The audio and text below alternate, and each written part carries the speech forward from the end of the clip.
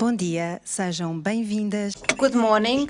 Welcome to the digital conference Museums, Social Responsibility, Participation, Networks and Partnerships, organized by the Portuguese Heritage Directorate. In this opening session, the General Director for the Cultural Heritage is going to take the floor, Mr. Bernardo Alabassa.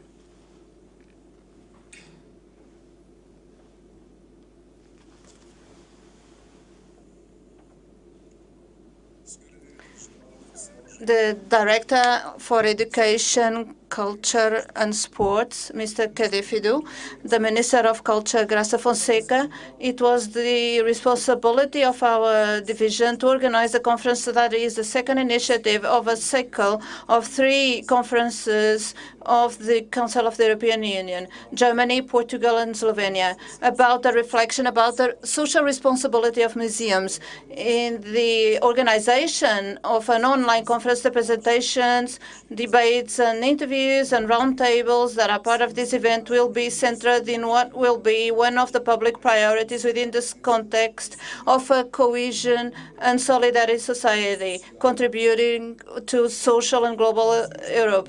Museums have as mission to encourage culture, promotion of the person and the development of society. In this sense, and following the Agenda 2030, our strategic orientation of public policy will be to promote education respecting cultural diversity, aiming permanent training of the individual, participation and in the community, and the increase and diversification of publics, as well as reduction of inequalities and building sustainable societies. The political and social impact of museums and the way they can assume and develop the responsibility as instruments that will transform the territory in line with the strategies of sustainable development is one of our concerns. Museums may and should contribute to this purpose, being a means of transmission of social values, inclusion, diversity, participation, dialogue about problems, exploring its social potential. The conference that starts today has raised the interest of students, researchers from everywhere in the globe, contributing to all the inscriptions available. It is high, the expectation of all the participants as to the outcome of this initiative, being the responsibility of everyone to contribute to a comprehensive discussion about the several dimensions that we are gathered here. A practice of social responsibility in museums. And we'll have to consider as well that in addition to preserve heritage and the obligation to make it accessible, it is important to create the conditions to consider diversity. This process has to be participated because it obliges to develop competencies of interaction with everyone. We will have to adapt ourselves to the changes in society, namely the increase of the participation of citizens. We cannot forget the diversified and disperse condition that the culture offers in order for us to promote our heritage. Being a collaborative process, it is determining to ensure open and inclusive dialogue, to have availability to project the museum in society and not to wait for the citizen to visit us, and to house everyone, to promote the evolution of scientific knowledge. These are starting points for us to reflect together in order to put in place permanently and with specific actions and solidarity and responsible awareness. So in April, our General Director will create the Ombudsman Division for the Inclusion and Citizenship. In the opening of this so important initiative, I would like to thank the interest of all the participants in this conference, as well as the availability of the speakers who have accepted right away our invitation with enthusiasm. Thank you very much to all our partners for organizing this conference. the Association of Museums of Slovenia, which availability and commitment is an honor to us. And finally, a very special thanks to the General Director of Cultural Heritage, which organized this conference for the last year and will be a success for sure, and will raise our awareness about the challenges we will have ahead. From the Palace, National Palace of Ajuda, I wish you a very good work. Thank you very much. Now, I will pass on the floor to the I will pass the floor to Themis Christophidou.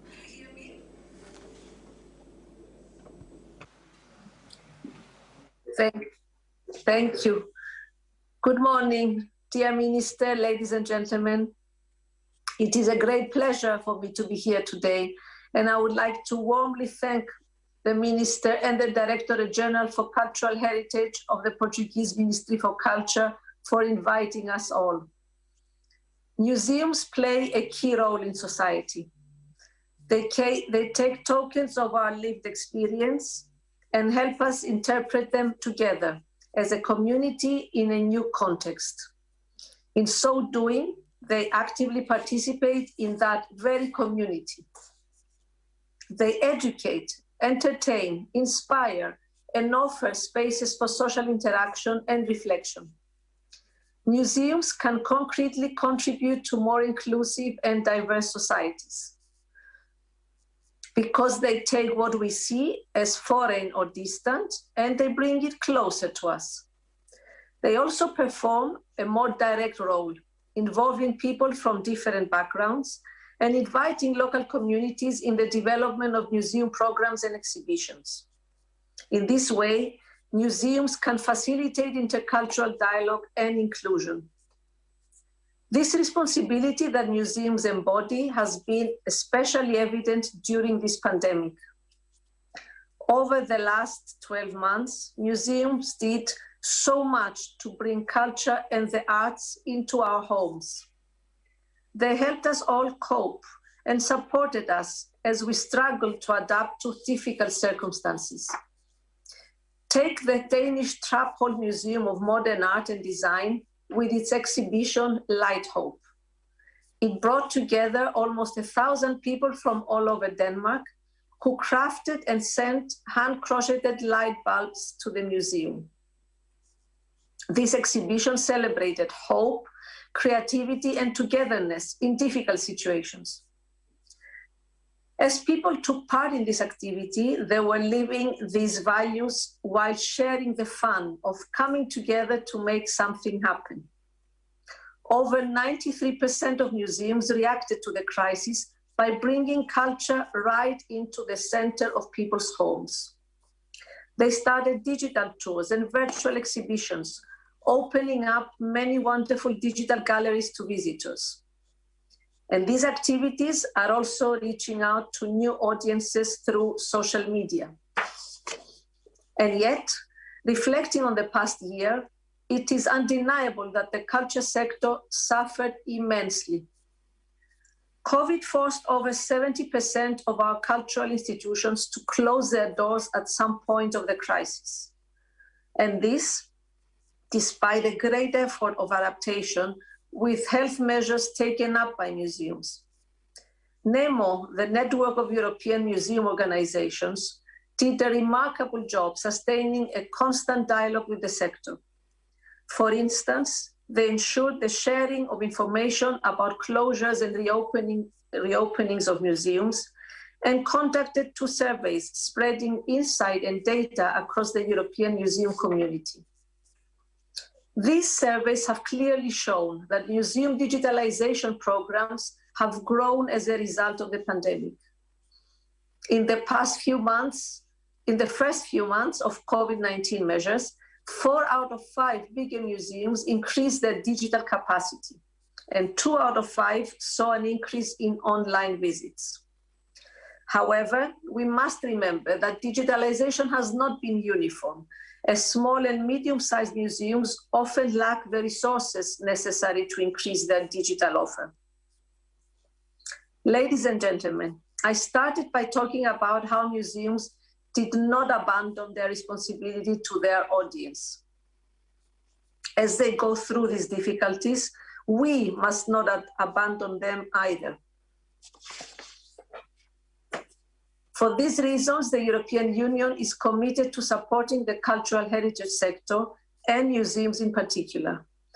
First, we will continue to support cultural cooperation through our Creative Europe program. The new program brings 2.4 billion euro to the table, a big budget increase compared to the previous program.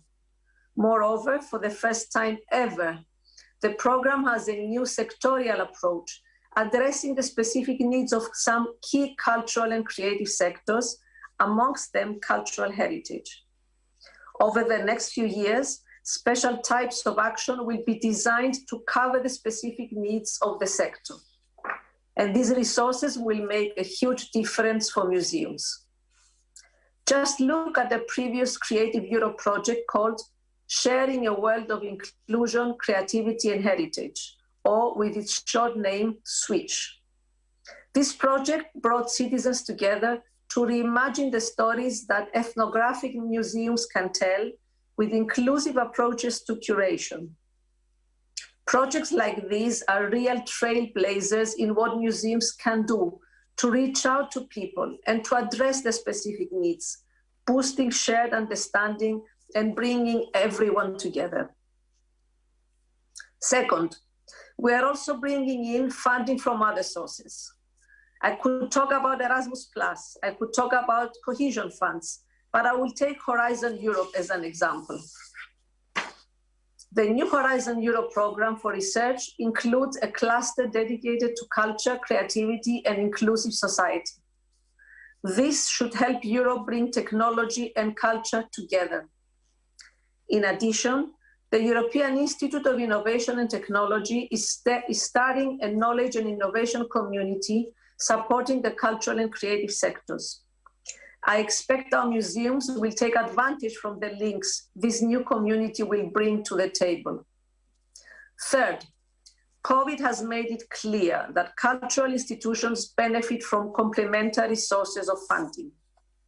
That is why we have worked hard to make sure that these institutions do not depend exclusively on public money, connecting them to other sources to help guarantee the sustainability of the cultural heritage sector.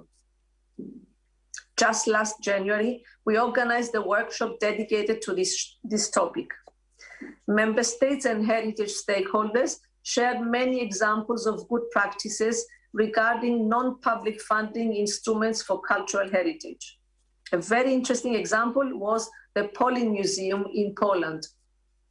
It is a very successful public-private partnership, counting on diversified sources of funding and support proved to be essential to the museum's survival during the pandemic.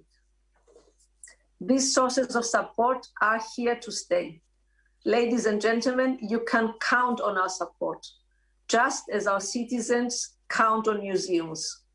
They did so before, they're doing so during, and will continue to do so after this pandemic. Thank you for your attention. We are going to close the opening session. The Minister of Culture, Graça Fonseca. Thank you.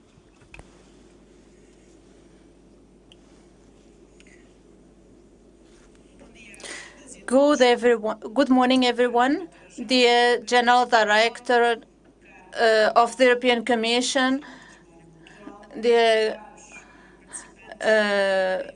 participants, welcome to this conference. It is with particular enthusiasm that we are launching this conference within the scope of the Ministry of Culture program for the Portuguese presidency of the Council of the European Union. About a subject that encompasses several of the priorities that have been defined for this very important semester. I would like to start by thanking all the commitment of all the teams from the Directorate General of the Cultural Heritage that work on the preparation of this conference, represented here by its General Director. We are all aware of the dedication that is required for the organization of these conferences, dedication that is even more important in the highly unique context we have. I would like to also congratulate the European Commission in the person of the Director General Themis, with whom we have developed such a cooperation that can only describe as excellent at several levels. The presidency of the Council of the European Union, among other tasks, should promote the very natural and healthy cooperation with the European Commission and with the European Parliament. The theme that this conference will work on, museums and social responsibility, has become even more important if we consider the effects that the COVID-19 pandemic has and will have in our societies. The priorities of the Portuguese presidency are headed by the recovery, resilience, and sustainability of the culture and creative sector, as well as the enhancement of the European cultural heritage, observing broader lines as strengthening of social, green, digital, and global Europe, leaving no one behind.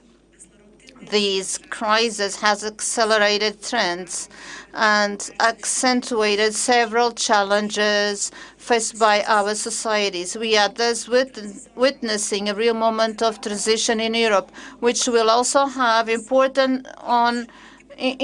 impact on the functioning and mission of our museums. The negative consequences that these challenges have caused in our societies will require uniform mobilization in order to try to mitigate them.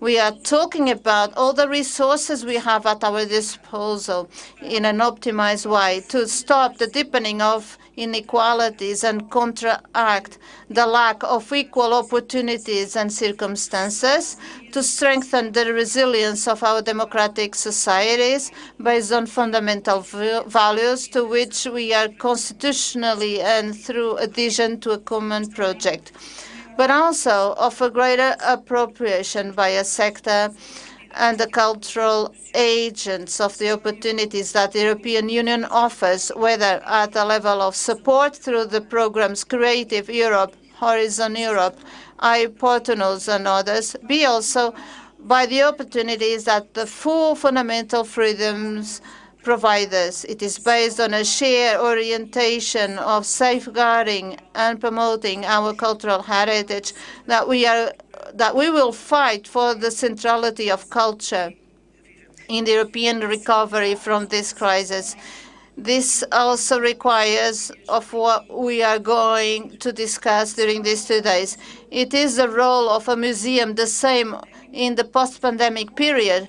How much more important will be the information of partnerships for the development of projects with European scale and that can impact simultaneously in a specific territory? What responsibility or opportunity do museums have in developing activities with greater social impact in the post-pandemic period?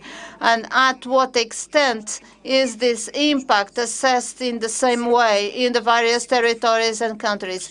If holding a conference in this format adds limitations to the objectives we set ourselves, it offers the opportunity to become a more participatory and comprehensive activity, a notion that should not and will not be neglected. The conference itself is the result of this notion of participation, since it involved a number of partnerships, starting with the one institutionally framed by the trio of presidencies. I take the opportunity to highlight the excellent work done by the German and Slovenian teams, to whom I thank. I would like to take this opportunity to point out 2 other priorities with also a very important impact. First, Portugal intends to bring to political debate a relevant component in the scope of policies for the promotion and safeguarding of cultural heritage, namely the diversification of funding sources and mechanisms for this purpose. A debate that seeks to explore good practices, highlight challenges, and seek consensus in addressing the challenges that lie ahead. We wish to build on the momentum generated by the European Year of Cultural Heritage and to continue to put cultural heritage on the agenda by keeping cultural heritage on the agenda, whether at the political level or at the level of working groups, conferences, or expert meetings. We are contributing to what is another of strategic vectors in pandemic recovery, a greater strategic autonomy of an open Europe. For there should be no doubt that this will also be done by valuing what is the uniqueness of our 27 cultures. Secondly, the conference to be held in Porto on May 5 and 6 on culture, cohesion, and social impact with a macro objective of better identifying the added value of the relationship between culture and other areas of intervention, such as health, for the cohesion and resilience of our societies. Dear participants, it's time to act. Act for a fair, green, and digital recovery, also in the sector of culture. Affected by the pandemic crisis from the first moment. We act, therefore, for the centrality of culture and cultural heritage in the political agenda of the European Union, strongly committed to a strategic focus to respond in the present to the challenges that are imposed today, not forgetting the importance to seeking answers that better structure these sectors in medium and long term. Thank you very much to all of you. Terminada a sessão de abertura And inaugural por François Mérès. I'm very pleased to be here and to speak about a kind of possible post-pandemic future. Well, of course, all of us have these pictures and images of empty museums. Mostly all museums around the world were closed, 85 to 90% of the museums. And even the museums who were open to the public did not receive so much public because there were mostly no tourism, because there were mostly no visitors, etc. But if museums were closed, of course, museums started to organize and the public started to organize himself also. Culture is a kind of vital feeling for everybody, and a lot of people try to participate to a kind of cultural life even during lockdowns. And of course, museums played a very important role concerning these possibilities, of course, through social medias, through digital tools, inventing new forms of possibilities of reaching public through robot tools, through the inventions of radio, through internet, of course, through websites, etc. Some of these tentatives were very widespread, such as, for instance, of course, the Getty Challenge. We, all of us, remind these pictures that were shared around the world. And actually, the Western part of the world was very much involved in of course, the use of all of the digital images and tools that were already existing in museums, and they are still, of course, this is an important trend of museum life since the year 2000 at least. Of course, also through social media, through exhibitions that were closed down and then that were inaugurated online. And of course, also with the organizations of special activities for children, etc., etc. But now, after this lockdown, still, of course, some museums and in some countries in Europe remain closed, but a lot of them are open. And we start to think about the end of the pandemic and the end of the measures. And we start to think about a possible future, a post-COVID future. Well, is it possible to think about a post-pandemic situation where by thinking that it was kind of a nightmare and then everything should be started to to be the same as it was. Actually, if we think about some measures that were put a couple of years ago, actually in France, for instance, since the early 90s, concerning the fight against terrorism, they were supposed to be temporary, and then they were closed, and then they were reactivated, and they are still existing, as you know, in France, in a lot of other countries, and in museums also, where security measures are now, of course, considered as something totally normal. So should we have another type of security measures that would be installed in all of the museums, in a lot of other parts of the civil life? Of course, we do not know how it will be in the near future, but it's maybe not so easy to think about a totally post-pandemic. Somehow we might be used to be living with different pandemics and different nature disasters, etc.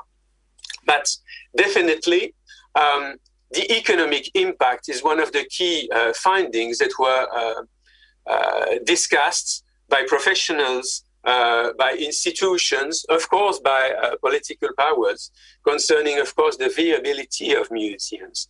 The ICOM made some different surveys, concerning, of course, the economic impact of COVID-19 at the long term. And, of course, a lot of museums believe that they will reduce exhibition, public programs, maybe opening hours.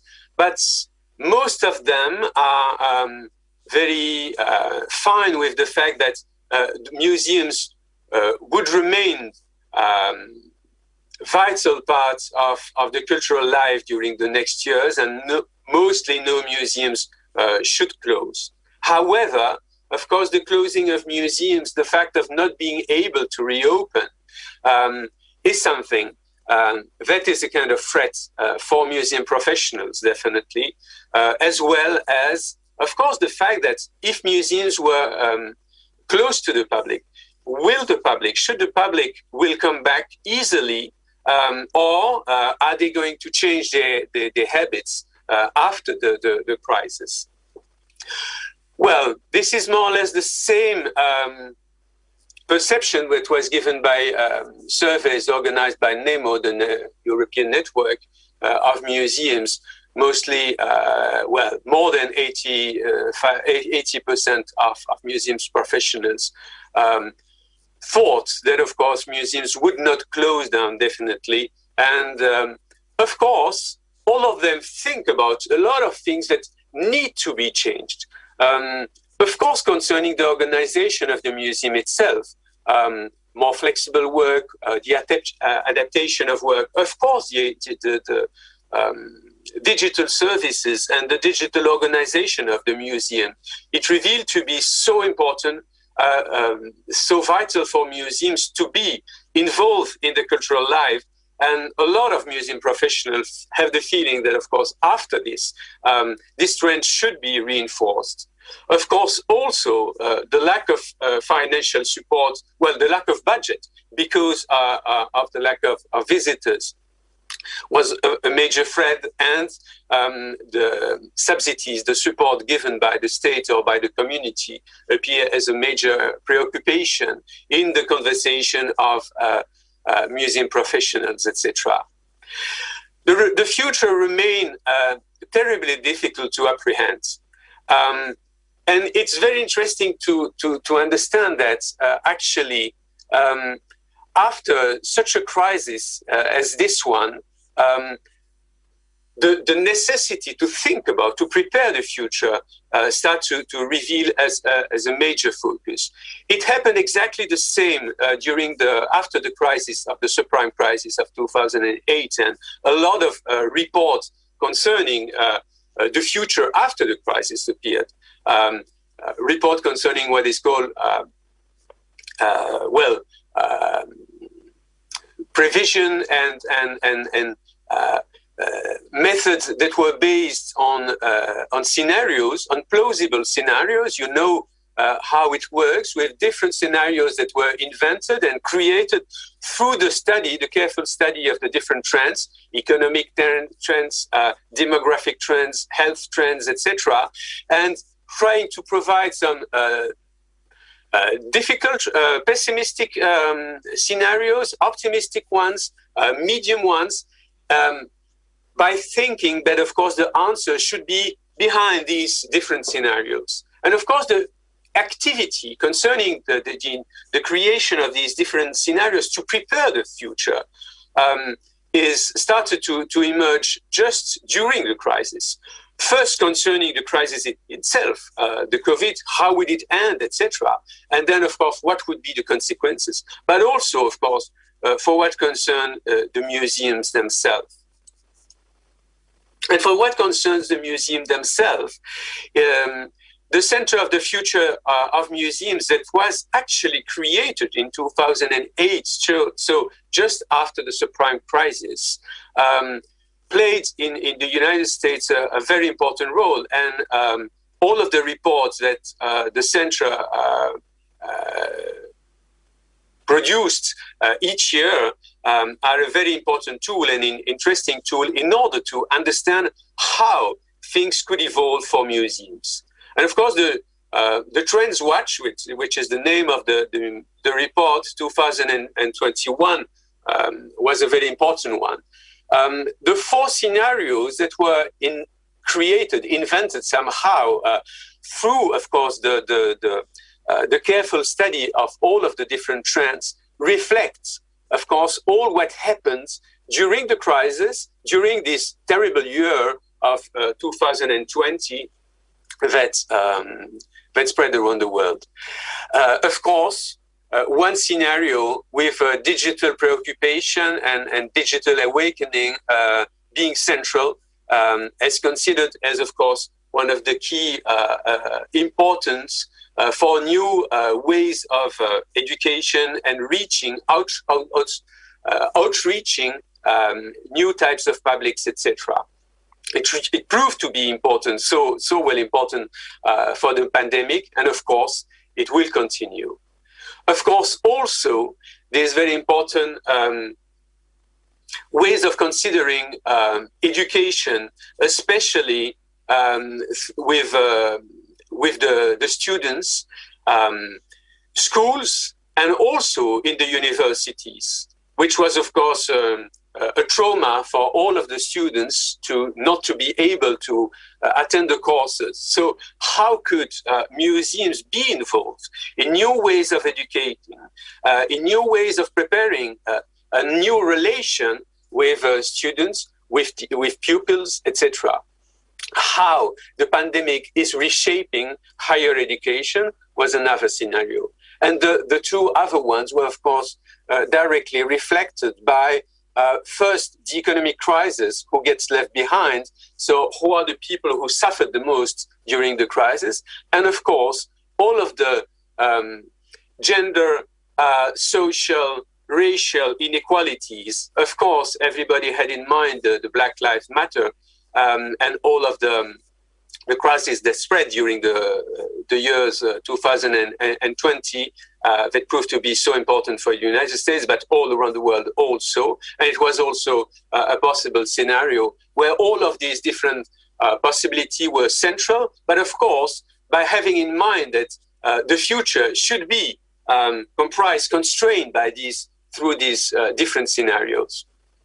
Of course, in Europe, a lot of tools were also invented since the years 2010, I would say. A lot of museums association, of scientific organizations, of professional organizations started to think about what would be the future during, the next year for museums. And of course, among all of the possibilities, first, the digital trends proved to be crucial. The final report on digitization, as far as I know, was of course conceived before the crisis, the pandemic. But of course, it proved to be such an important way of thinking about museums that it became central. And of course, in different countries, for instance, in France with the Club Innovation, there are a lot of tools and ways of trying to follow all of the trends concerning new softwares, new ways of installing websites, etc., in order to try to grab these new creations, these new inventions, and to spread them among the museum community. But of course, what was central was the importance of the social responsibility, the social role of museum. As you know, of course, the social role of museum is this kind of old idea. Actually, it has started since the late 1890s. But of course, it started really, there were some articles written about it in the years 1930s. So, I mean, just after the economic crisis. And it continues to be a key factor after the first oil shock in the 70s with the eco-museum movement and the Nouvelle Muséologie movement.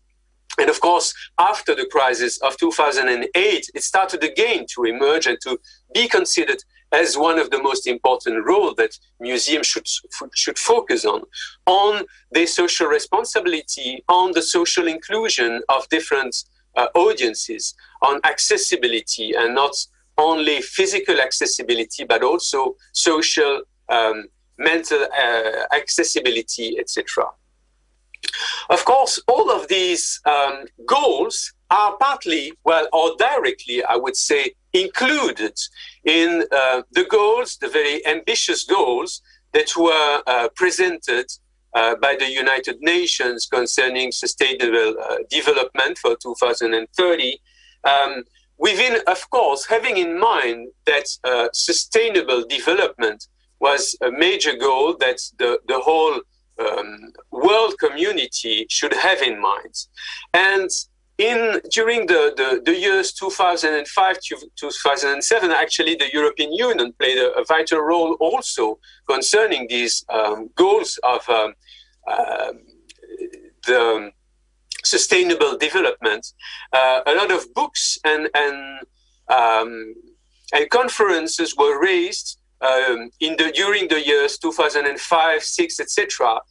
Actually, because of the crisis of 2008, this relation between museums and sustainable development started to be downsized.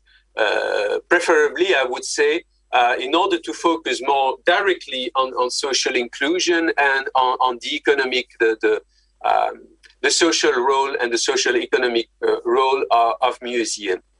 But now, because of these very important weather crisis and the global change that start to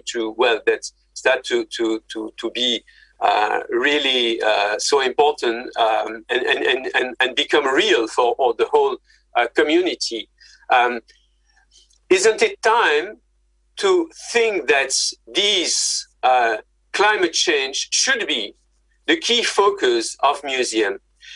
This is actually at least what a lot of museum professionals, such as the very influential writer and ex-museum director Robert Janes, wrote it a couple of weeks ago in an editorial of museum management and curatorship. Should we think that this crisis, this pandemic, is just a necessity in order to think museums totally differently and in order to focus directly on sustainable development, but on sustainability in order to realize that these radical changes need to be done? You know that the discourse started long time ago in the 70s with, for instance, the Meadows report, Limits to Growth, and that the predictions started to to be felt as a kind of crucial and very difficult to understand, but real also during these years. A lot of questions still raised concerning these futures and these trends. But definitely, the limits to growth are also an important think and point to be think and to be thought by museums. But if we considered what happened during these years, what about the museum definition? Of course, all of the topics that are discussed now about democratization, about inclusiveness, about critical dialogue, about social inclusion, about human dignity, etc. All of these topics were raised by the new definition. And of course, all of these topics were raised and approved and supported very strongly. Everybody who were at the ICOM conference realized how passionate were the debates. They were, of course, supported by some who could be called museum activists, who thought that museum had a real vital role to play concerning this change of the society, concerning social justice, concerning democratization, concerning social inclusion, concerning races and gender equality, etc. And that it should be the focus points of museums.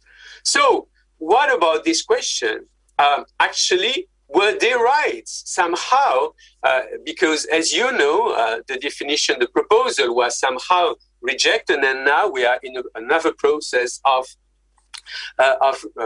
redefining the museum, maybe more globally and more democratically than it was done before.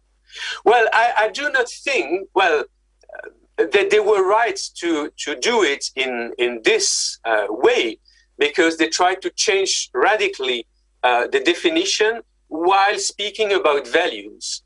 A museum still remains a museum, and somehow it's very difficult to change so radically a museum definition in order to change its meaning totally differently. It starts to be, when you put so many values, it starts to be a kind of new speak, novlangue in French, such as Orwell proposed in 1984, in order to change totally and radically the sense of a word. But definitely, a lot of museum professionals at that moment already had in mind that the values of the museum community were exactly these ones. And actually, these values are mostly in a lot of the values and the goals that were given by United Nations for 2030. No poverty, quality education, of course, gender equality, of course, some climate actions and support in order to maintain life below the water or on the land, etc., etc. And of course, all of the museums are very much dedicated. And this conference shows how they are dedicated to be involved in this social inclusion movement and social general movement. But there is something that is missing, to my mind, and that is not so much discussed, which is actually the role between museums and the economic growth. And it's also the difficulty of these goals, is that it appears for some people as an oxymoron to think about economic growth and sustainable development. Is it still possible? Somehow, the great absentee of the debates is this economic turn that started in the 70s, due, of course, to the total radical change of political economics through Keynesian approach to what would be called after sometimes neoliberalism or neoclassical ways of making economy, with less influences by the states, and of course, a lot of more influence by the markets. And of course, all of the museums were so much influenced by this. But of course, also, we know what happens with the society when you have these important trends, economic trends. It means actually the growth of inequalities. It means the disparition of the middle class, at least partially. It means so many difficulties concerning poverty, concerning exclusion of societies, etc. But as we learned, as some people said, as Margaret Thatcher said it, Tina, there is no alternative. As the Soviet model exploded, there was just capitalism, and it's supposed to be not the thing to be discussed. It's supposed to be not the thing to be just accepted, not as a dogma, maybe as a fatality, but not to be discussed. What we know is that it is supposed to be a fact. What we also know is that, of course, in order to continue, we speak about development. We speak about, of course, the development which is linked definitely with the GDP as economic development. And we know that there is a perfect relation between the development of the GDP and the development of the energy that is required in order to have this economic growth. So it means that the more growth we have, the more energy we need in the world. And of course, we could think about renewable energies, but of course also more and more fossil energies, and of course more and more CO2. Actually, it's also interesting to know that the relation between the GDP and the number of museums could be very important. The better evolution of the GDP you have, it means, of course, the richer you are, the more museums you have. And somehow, if you think about the evolution of societies, evolution of the museum phenomenon around the world, this is a trend that is given for South Korea. You have in mind that, of course, it works. What we know also, that if we think about the spread of energy and the spread of CO2, we have also a spread and the growth of the temperature. So we have this terrible equation concerning sustainable development or development, which is supposed to be sustainable, but who would believe about this sustainability and these goals, and the possibility of discussing some of the consequences of this development, but maybe not all of these consequences, and without taking into account the fact that maybe we should think really about the economic way of organizing the world, which maybe not, which should maybe not only linked with the capitalist way, such as it was proposed during the last 50 years. Of course, these possibilities are very much discussed, and some people would believe that it's not possible to happen, that the collapse of societies or collapse of the world would not be a possibility. But that, of course, also the radical change of the economics should not be also a possibility or a hypothesis. But we think, we need to think that maybe also all of these possibilities could become true and could happen. This type of possibilities should be definitely, to my mind, a central point of discussion for museums. Because if museums could be considered as forum of discussions, it's not only on social responsibility economic developments. It's on the type of economic developments. It's on the type of economic that could be discussed. You understood that somehow I'm not very optimistic for what concerns the future. I would like to finish, to end my talk with a brief possibility of being optimistic.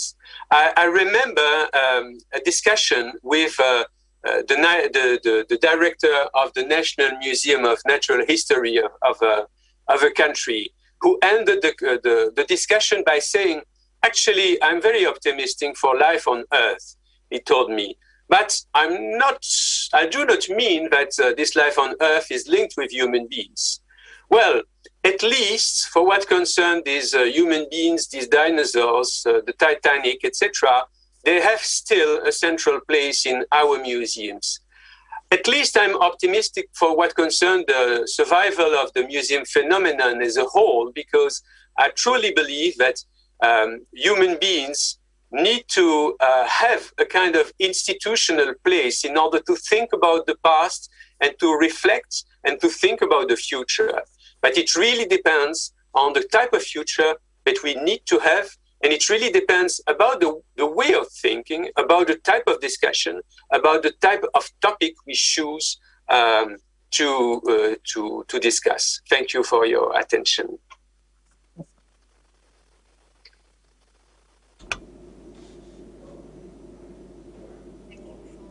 For bringing all this, sharing your reflection with us and bringing up so many issues that I believe we'll have the chance to discuss better today and tomorrow.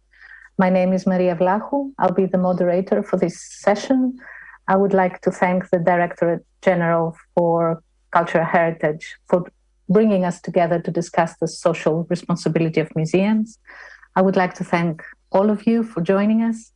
And I would also like to acknowledge the presence of Portuguese Sign Language interpreters for the whole conference. It is an important step, and it's another way of reminding us what the social responsibility of museums is. We'll have some time for questions and answers, and while we wait for them, please allow me to share this with you. A couple of weeks ago, late at night, a colleague wrote to me the following: "My anguish that museums are lagging behind in this new world has intensified, a fact aggravated by the pandemic, but also by conflicts, migration, new slaveries, and even more poverty in the future, even in countries at peace. There are certainly more people thinking the same way. Could we not think together of the strategy and actions that may contribute towards greater comfort at all levels for some people who are often very close to us? As citizens and professionals in these new times and new responsibilities, there is a call for all of us regarding the urgency for a sustainable consideration of the world, the urgency of peace between humans and nature, the urgency for more inclusive economies and cultures, the urgency to consider poverty, the urgency to consider all attacks on human dignity." Her words resonated with me, and her gesture of sharing her thoughts touched me and made me even more aware of how much we need to be together and discuss our feelings and thoughts about our work. And I'm sure that colleague is not alone. There are certainly more of us thinking the same way. The pandemic has shown us, or has at least made us more aware of the inequalities in our world, as well as of our interdependence. In this year's Trends Watch, also mentioned by François, one reads, "By supporting their staff, museums will remain poised to rebound. Through the part they play in helping society respond to the pandemic, museums will demonstrate their power and relevance. By helping to build a more just and equitable world, museums will establish their role in creating a better future." And I thought, well said, because it was precisely in the museum field that we saw the first casualties when the pandemic hit, with museum educators being considered non-essential by organizations in many countries, including Portugal, and being left on their own instead of being supported and involved in finding solutions. Can we truly say we'll take care of others when we don't seem to be capable or willing to take care of our own? Invited by the President of the Portuguese Republic to address the nation on National Day, the 10th of June 2020, José Tolentino Mendonça gave a speech entitled, "What is to Love a Country?" He looked into the etymology of the Latin word comunitas, community, and he wrote, associating two words, cum and munus, it explains that the members of the community, as well as of a national community, are not united by some occasional root. They are united by a munus, that is, a common duty, a shared assignment. What kind of assignment is this? What is a community's first assignment? To take care of life. There is no greater, more humble, more creative, or more present mission. And when I read this, I thought that this is perhaps the sense our Brazilian colleague, Mário Chagas, who's the director of the Republic Museum in Rio de Janeiro, gives to the word community. This is how he sees his role as museum director. He shared with us on Facebook on 26 February, "Today was one of the most important days of my professional life. The Republic Museum became a vaccination center for COVID-19. As simple as that. So let's ask ourselves, what were the most important days of our professional lives? And how important do we wish our professional lives to be for others? So as we're waiting for your questions to come in, perhaps I could ask you, François, what you think a culture professional, a museum professional could consider as an important day in his or her professional life, considering all the challenges we're facing at this moment because of the pandemic, but even before the discussion, as you said, of the social role of museums is not a fashion of today. It's a difficult question. I would say that it's certainly not a day. I guess that it should be important just not to think about one possible day, but one possible way of being in cohesion with your thoughts and the way you are doing it in the museum. What is very interesting somehow is the fact that as museum professionals, a lot of people are discussing together about some things, about the future of the planet, about the global change, about the pollution, about social problems, etc. But they do not transpose them in their museum. This is what happened actually even in the 60s. When Duncan Cameron wrote it, he wrote exactly the same, saying that he realized that a lot of scientists of natural history at that time, during the 60s, the 1960s, they were discussing about the global change and the pollution and the spread for the planet, but they were not organizing exhibitions, etc., concerning these topics. So I truly believe that it would be, of course, important to link somehow some of these very important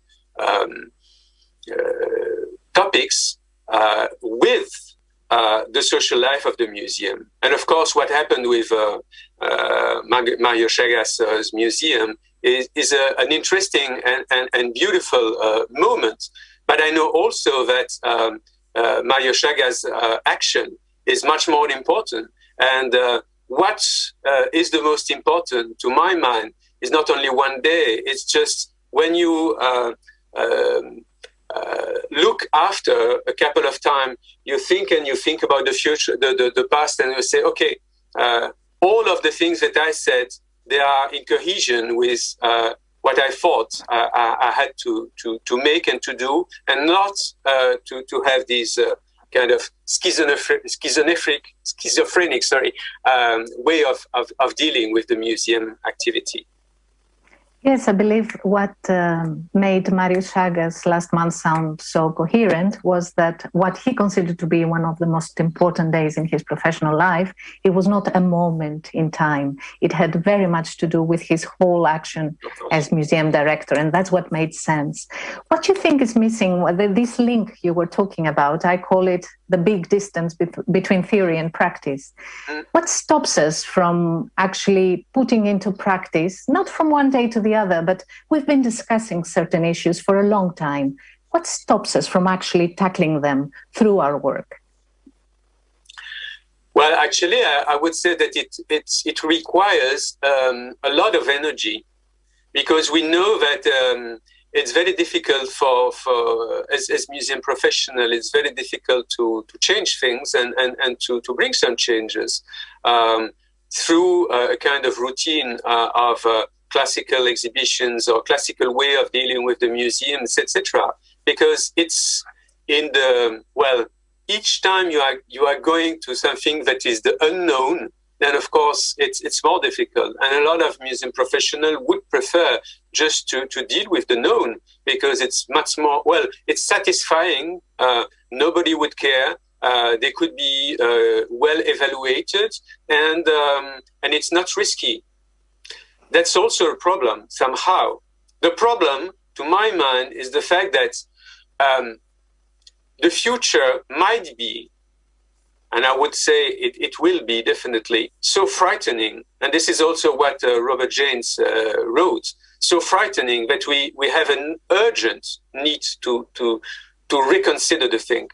But what strikes me so much is the fact that we are just discussing about the consequences of human activities.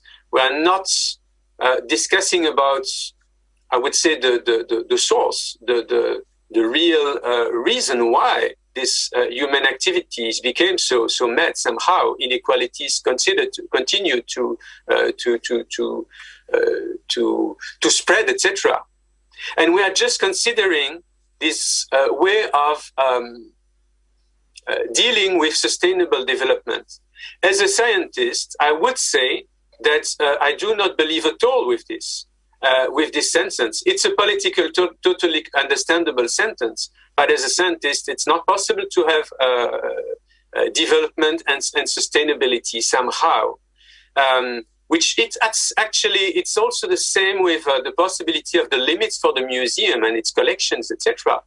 It should be possible to think about it, and not to think that there is a kind of unlimited growth for museums, etc. also. Yeah. We just received a comment. It's not a question, but I think it's very relevant to our discussion. One of the participants reminds us that UNESCO recommendation on museums says that museums I think it's UNESCO, the 15th recommendation, says that museums have the function of contemporary cultural dynamics, globalization processes, the relationship with the economy and quality of life, their social function, new technologies.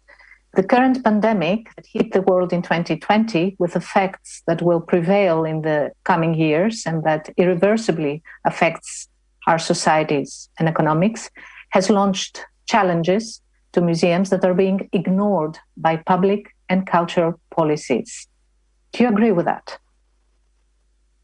That there is a need actually to, not for each museum individually to take action, but to consider this in a larger plan, let's say, as a field, and to try to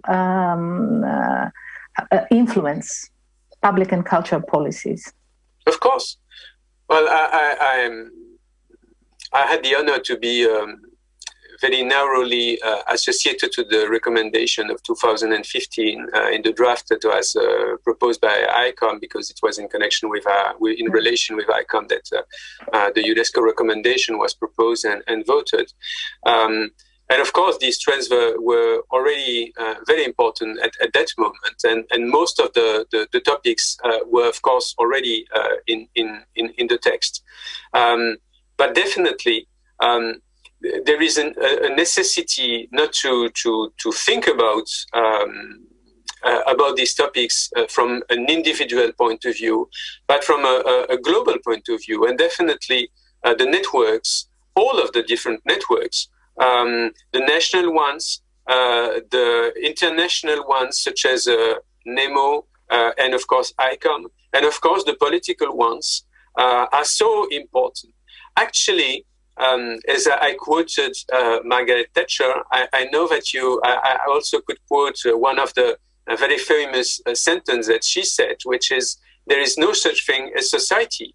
And of course, we truly need to believe in, well, we truly need to think about the topic that society means something. And society means something when society, not as individual, not as an assembly of individual people, which are just homo economicus and consumers, they just could definitely think together. And this is definitely what is also in what we could also have in mind, but just thinking and acting together. And if it means that, of course, you need to think together, it means, of course, the plenty way of considering what is politics. Two more questions have come in. The first one, isn't necessary to demusealize museums, assuming the need to free the muses and assume their functions with urban communities as seeds of the future? Well, I truly believe also that, first, the museum is a tool. It's an old tool that was invented long time ago, centuries ago. It was perfectioned. Of course, the modern museum emerged in the 18th century, but it's still a tool. And with a tool, you can do everything. You can. It's the same with a knife. With a knife, you can make some wonderful pastel de natas and other pastries, and you can also kill your friends. So with a museum, you could do both. You could also kill the planet, or you could participate to saving it. It means that, of course, you do not need just to demusealizing the museum. I don't think about that. What I believe is on the museum diversity. And I know that, of course, a lot of museums are different. Some are very much concentrated on social responsibility. Some others are very much concentrated on collection care. And I truly believe that it's very important to recognize that there are different topics, and some museums are more dedicated in some topics than some others. It would be a nonsense just to consider that all museums have exactly the same role to play. This is very important to understand, because if you just believe that each museum should have exactly the same topic and the same aim and the same goal, you should also think that each people in the society would have exactly the same aim and the same function. And, well, this is a type of society that I don't want to I would prefer not to imagine, actually. Very right about that. But can we consider that a museum, because this is a trend also, can we consider that a museum that only focuses on its collection and disregards its responsibilities towards what actually makes it a museum, which is its public face?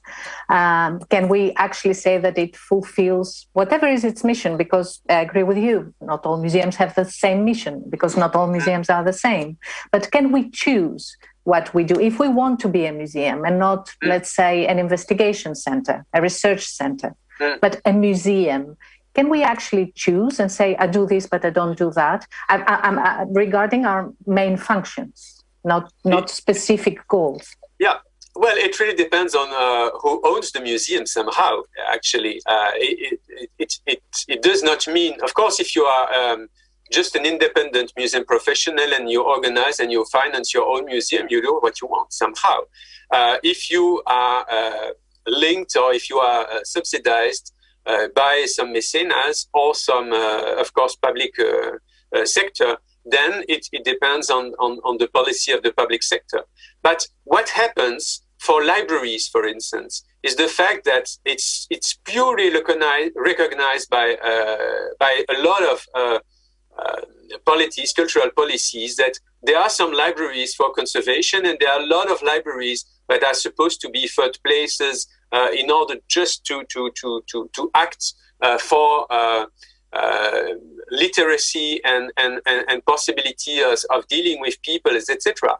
But they are subsidized for this, and some others, such as, for instance, the National Library. Of course, the relation with the National Library to conservation, it's much stronger than the relation with a community library through its public. For a library, a book that is used sometimes is something very important, because if a book is in very bad state, it means that it has been consulted. So it means that, of course, the library played a role and the book played a role. Of course, this is totally a nonsense for a national library where conservation is a central and a very important topic. So it means that somehow it could be maybe the time also for national policies to think maybe with more complexity the difference among different museums. And of course, some museums have definitely a need to be concerned with research and with preservations, etc. But in order to say, well, we know from the museum definition that we are supposed to be, all museums are supposed to be places for research, and this is not the case. This is not true. A lot of museums do not make any research, or very very small research. But there are some museums that are real academies where people do publish in national museums some articles, very scientific articles, etc. But there are some differences. And what I truly believe is the fact that it's first important to understand this, that to act that there are some differences, to understand them, and of course also to think about a global community of museums where some museums could do some things, but of course within the frame of the society. Thank you very much, Francois. We've reached the end of this session. Thank you very much for everything you've shared. Thank you for the people who sent their questions. I understand that Francois will be available also to perhaps discuss a bit more your questions during the break. So thank you again and see you soon. Thank you very much.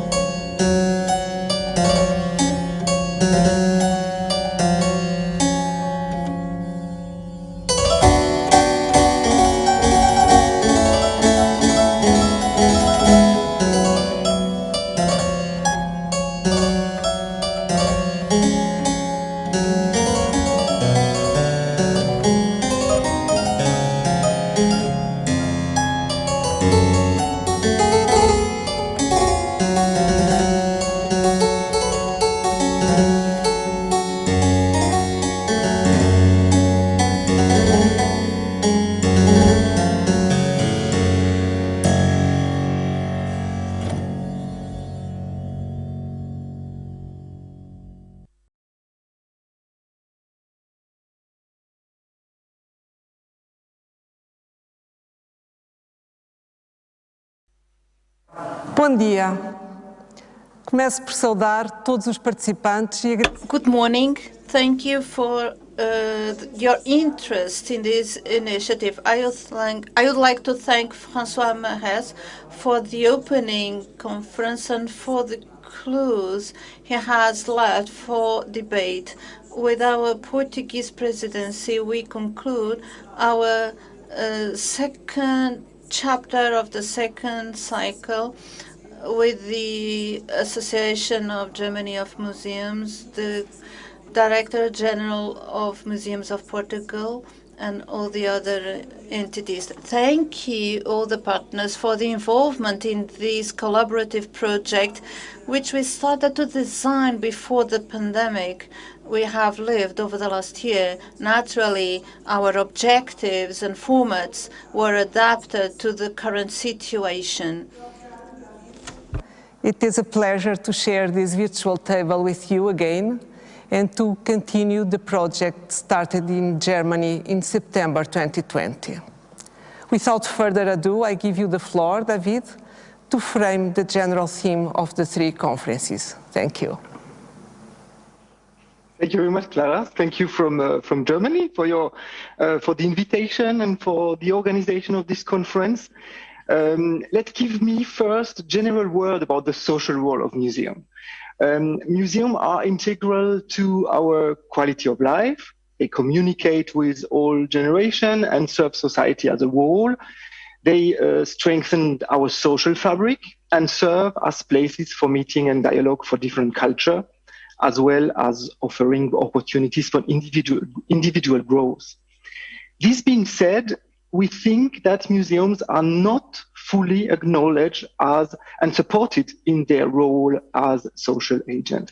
I think that's one of the main motivations of NEMO, the Network of European Museum Organization, the German Museum Association, the Portuguese General Direction for Cultural Heritage, and the Slovenian Museum Association for working together and for organizing this conference series. So I'm very happy to be here. I'm very proud about the collaboration with you, Clara, and also our colleagues from Slovenia, because it gives us the chance to deepen the subject, a single but essential subject, the social responsibility in the museum sector. So what is social responsibility? What are the expressions of social responsibility in the museum field? How to measure it, etc. So we are telling a story in three parts. The first part, it was last year during the German conference, we focused on values. The second part, from Portugal, today and tomorrow, we are speaking about participation, partnerships, and networking. And the third part will be in September 2021 in Slovenia. We are going to think about the future of social responsibility in the museum field. The first conference took place in Germany online in September 2020 and focused on values, what social responsibility means for museums. Through their daily work, museums make a significant contribution to social responsibility by dealing with questions that are connected to social cohesion, social inclusion, and social diversity. Our main questions were related to values. So what obligations do museums have to society? What kinds of positive change can they effect? And what roles can they play? In her keynote speech, Karen Grøn, the director at the Traffold Museum of Modern Art and Design in Denmark, suggested to link systematically the work with museum collection with a social commitment that would require new partnerships, that would ensure that the museum's socio-political work would be based on scientific data. Further presentation in the conference focused on the politic work of museums. The questions raised were if and why museums should promote democracy and to what extent.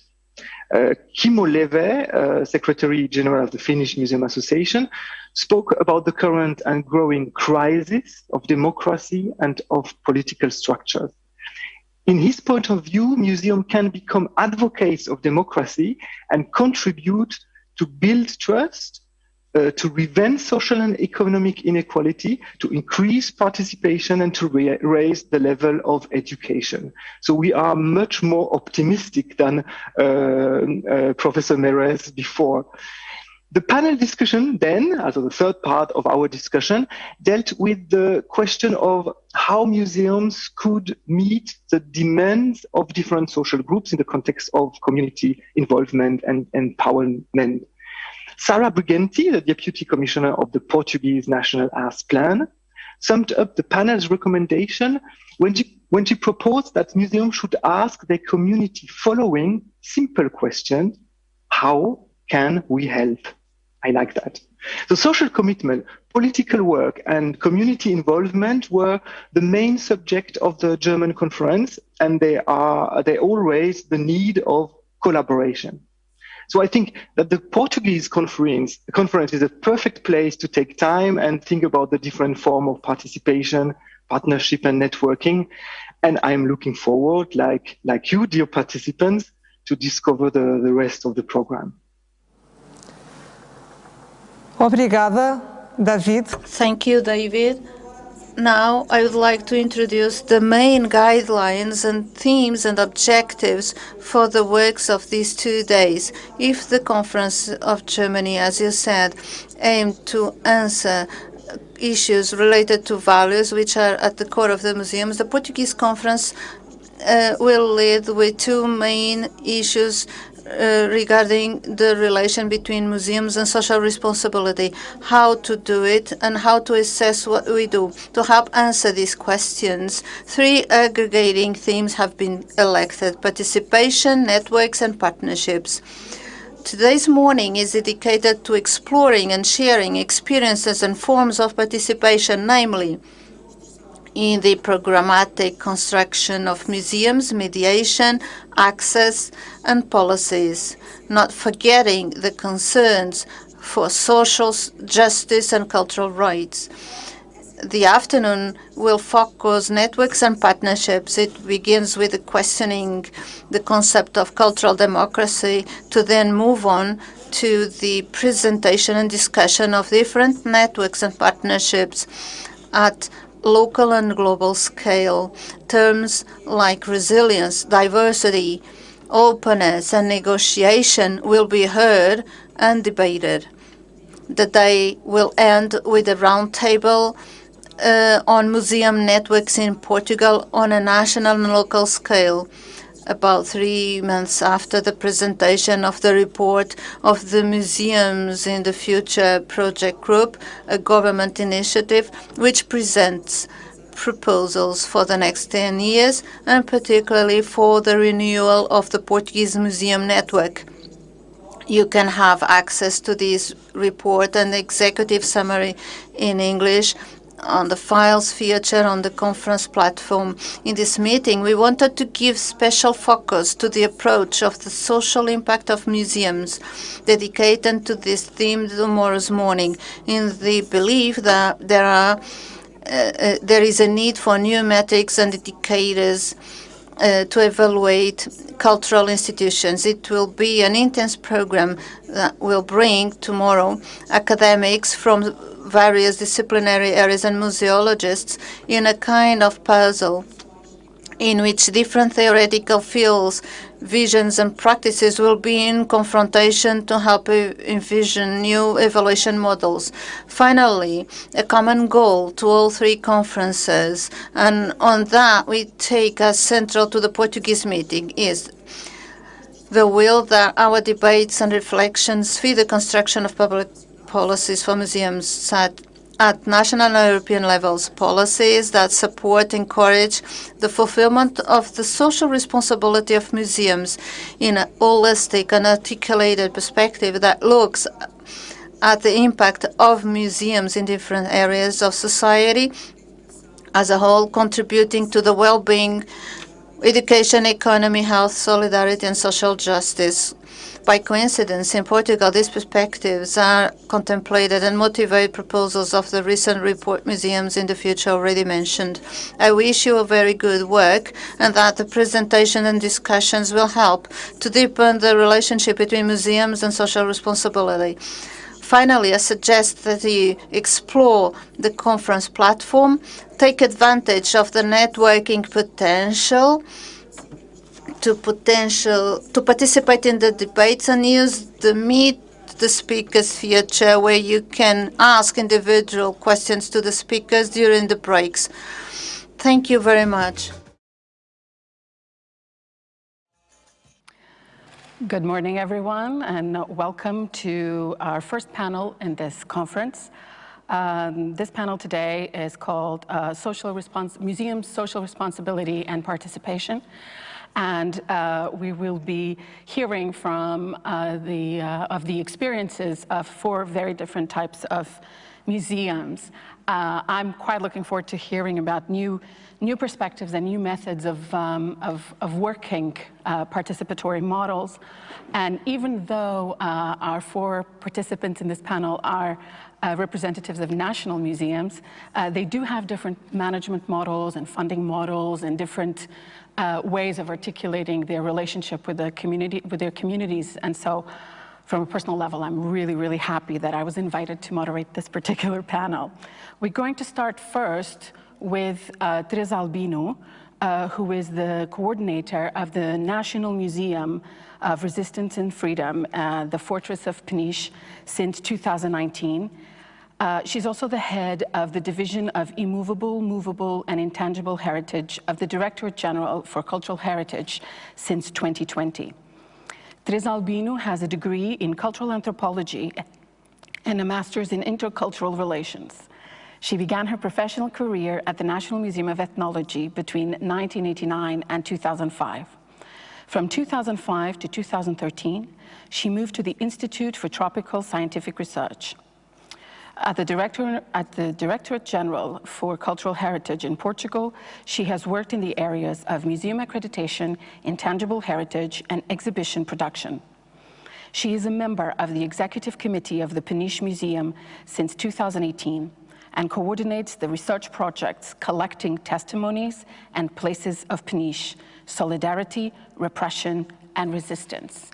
Teresa, take it away. Inês, bom dia a todos os participantes. Good morning, all participants. Thank you very much to the organization for this conference and the opportunity we have been given to present our work. This paper is on a multidisciplinary project, the Director General of Cultural Heritage, to create a national museum in the former political prison of the fortress of the city of Peniche, which is about 102 kilometers from Lisbon, which is the capital of Portugal, obviously.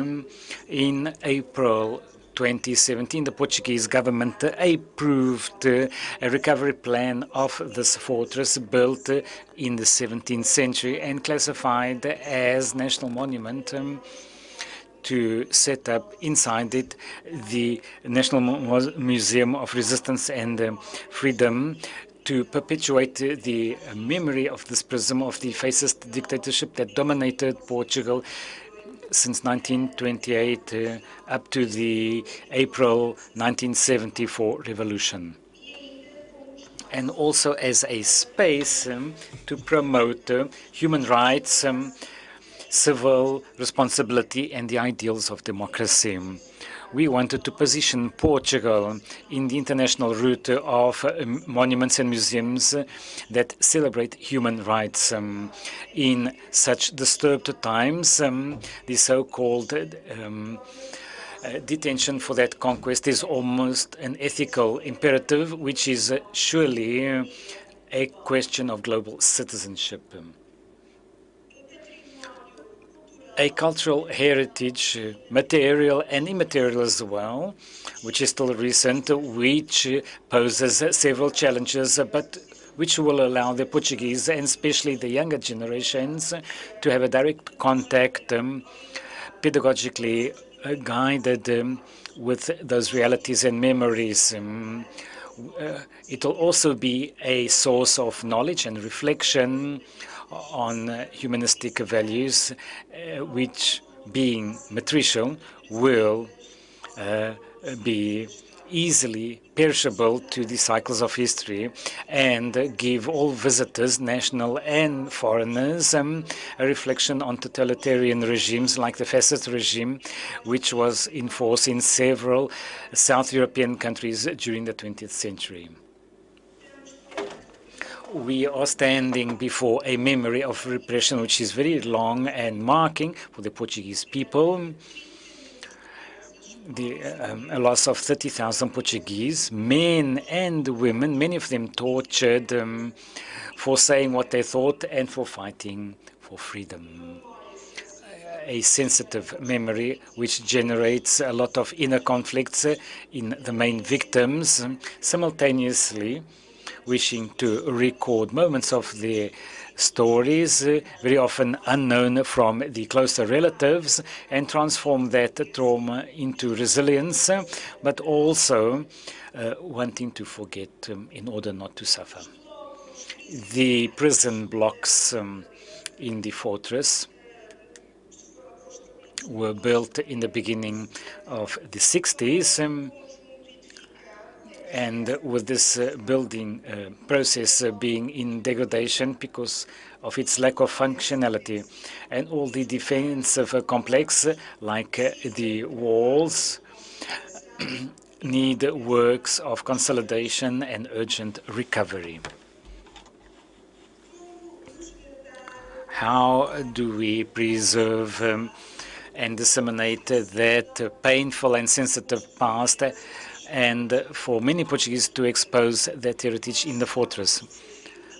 What are the challenges?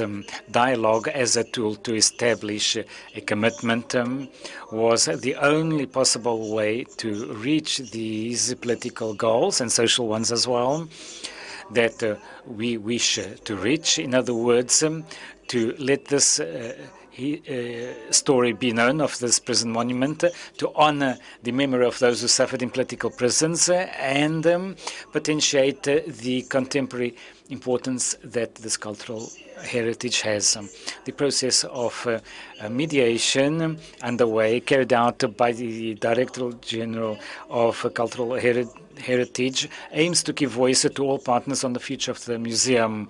A continuous dialogue in space to discover and rediscover the space with the former prisoners, with the experiences that they went through, with researchers, with the knowledge through study and research, with schools, universities, with different public and private entities, and with the community of Peniche to reflect, conceive, and accomplish a plural, inclusive, and creative project. If on the one hand, we work with a historic distancing which is comfortable, since 46 years have gone by since these happenings that we wanted to narrate on. On the other hand, we have the enormous privilege of enriching our task with the contribution of many of those who went through that period and were in the prison of Peniche and other political prisons spread throughout the national territory. The approach to start a project, which was to create an executive committee and a consultative committee comprising key elements, former political prisoners, researchers, professors, representatives of the Peniche population, anthropologists, historians, museologists, architects, engineers, and those responsible for the Director General of Cultural Heritage and the Ministry of Culture. Different experiences of life, perspectives, and knowledge in dialogue to conceive the ideal program for the future museum, to share perspectives and practical proposals for the space. Throughout these last few years, we have worked together and we have identified common goals For example, safeguarding the prison space is a consensual national objective, but also we have identified the goals that correspond to different visions for the museum. Even when there is a consensus, the way the process should be carried out and the final goals are not always the same for all those intervening. For example, for some, the museum must be only a space of memory to know the past, whose narrative ends in the revolution of 1974. While for others, it should also be a space of intervention to use the past knowledge to create a better future through temporary exhibitions and other kinds of events, communication channels like the site and the social networks of the museum, which cover the social transformations, the current challenges that are posed to contemporary societies like gender equality, gender, intercultural dialogue, forced migration, refugees, challenges to democratic regimes, fighting homophobia, climate changes, pandemics, and their economic and social consequences, and presenting the multiple perspectives on these topics by projecting the museum in the national and international space. Through diplomacy, step by step, we are able to establish connections between the intervening parties during the process of negotiation and in the respect for the different sensitivities. We have learned to cede and gradually to accept other opinions through the stories of persecution and resistance. The museum, by relating the past with the present, can be a space that will move us from memory to action, a space of global awareness whose action will be more efficient if it carries out that work in a network with other spaces of memory and awareness that exist in Portugal and other countries. We are conceiving an interpretative proposal for the space that is a result of the dynamic relations between the place, the memories of the place, the individual stories, national story, the present and the future of societies, without forgetting dialogue with the involving and surrounding community, communicated to approximate the community of Peniche and to ensure that they could make use of their monument was a central goal from the beginning of the project and has been a process without interruptions and a stage for many emotions. The museum has received several local and national contributions for the project and has gathered memories from the population on the former political prison to integrate its archive of memories that already has immaterial heritage, which is extremely important.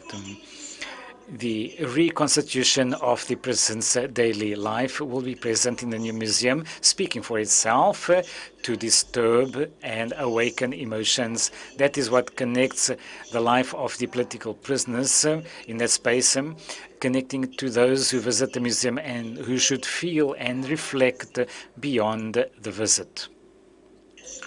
The history and the space of the museum. The fortress is within a military setup, which is defensive of fortifications built throughout the Portuguese coast and has a strategic role in the defensive system of the Portuguese territory up to the 19th century.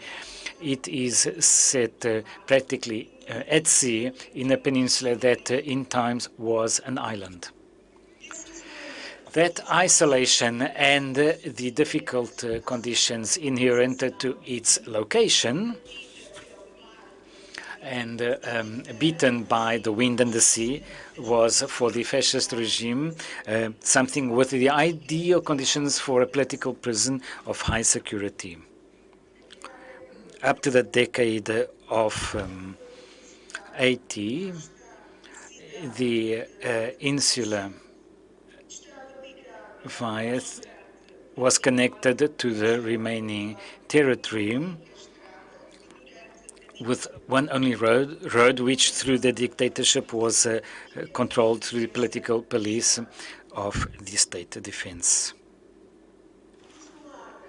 Isolated and controlled, it was equally with the Peniche population, in which in several moments showed its solidarity for political prisoners and their families by participating in manifestations, asking for better conditions for the prisoners, by welcoming the prisoners in their homes, by giving them food and cooperating in the escapes.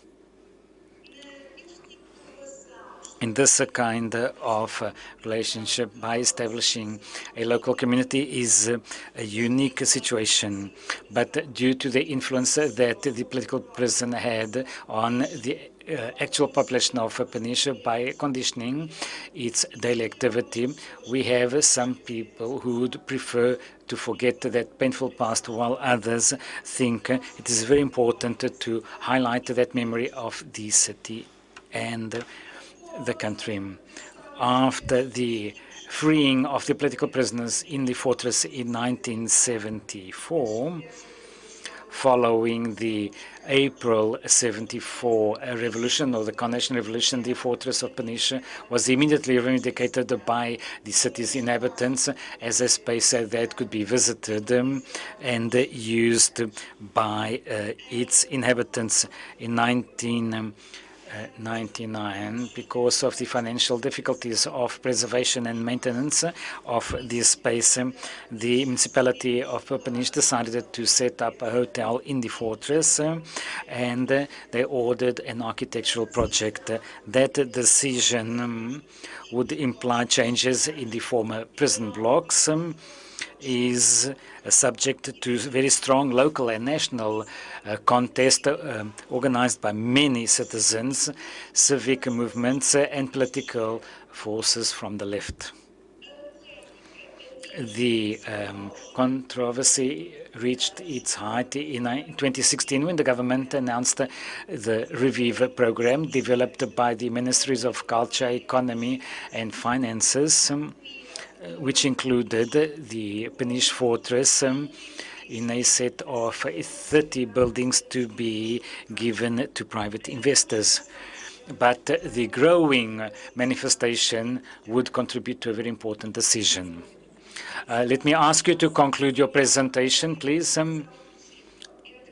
Between the preservation of memory and one of the most symbolic places of fight for freedom in Portugal into a private hotel unit, the government, with the support of political parties at the parliament, decided to create the National Museum Resistance and Freedom. The resolution from the Council of Ministers carried out in the fortress of Peniche.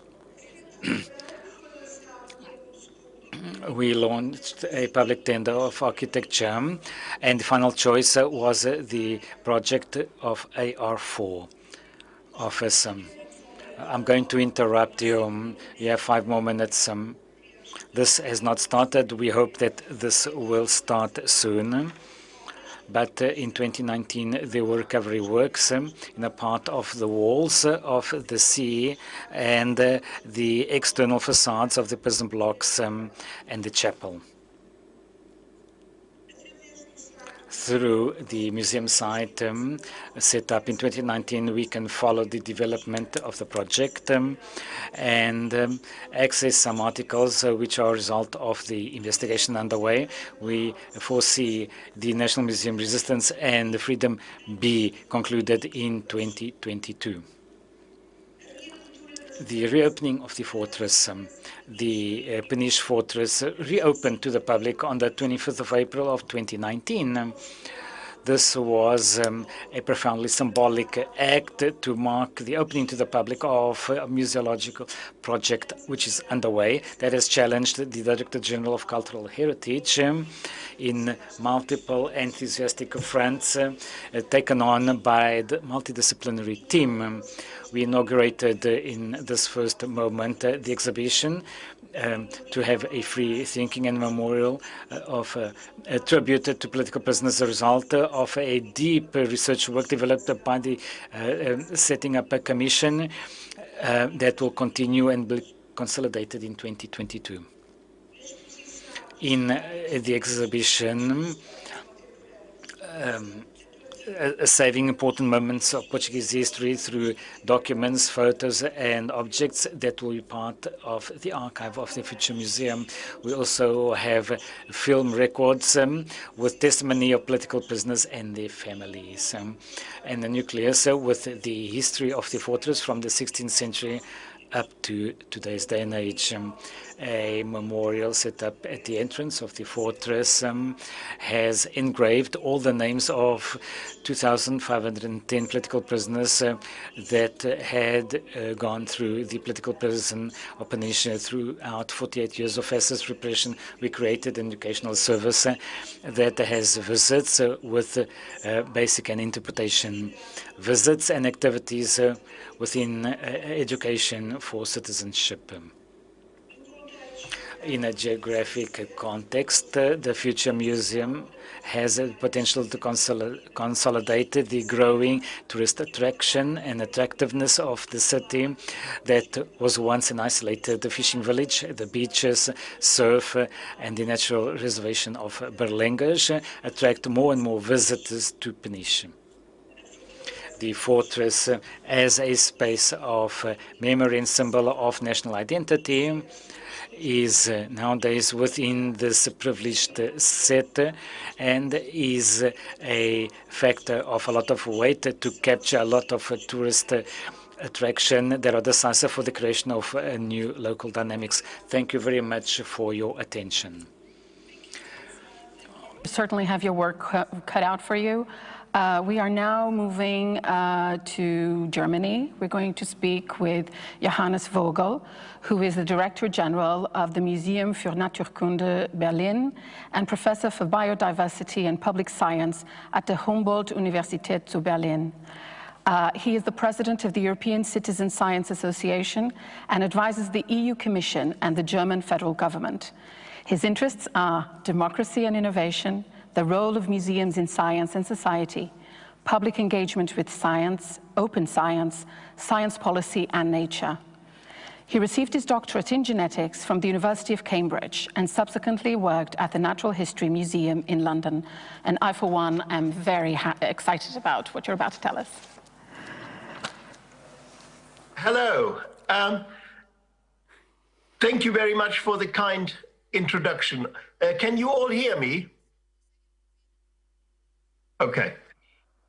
So, the Natural History Museum in Berlin was established in 1810 as the collection holder for the Humboldt University.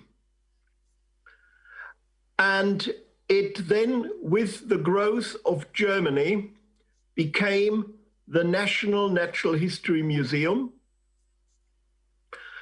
and of course became the repository for the colonial collections of the budding German Empire. In 1945, in February, during one of the many bombing raids, the museum was hit and one of its 4 wings was destroyed. It is actually a miracle that with the bombing and the barrage of artillery that took place in the last 2 years of the war, anything of the museum, which is right in the center of Berlin, survived. So one of the 4 wings was bombed. On the 16th of September, 1945, the Natural History Museum Berlin was the first museum to open again in Berlin to the public. As you all know, Germany was then divided. The Natural History Museum was in the then GDR in East Germany. And basically nothing happened until 2007. That's when the first building program to rebuild a war-damaged museum started. And we expect to finish the building program with very generous support from the federal government and the government of Berlin by 2030. However, the most exciting thing is what we've done since with our visitors, and this is also the very, very relevant topic of this exciting conference.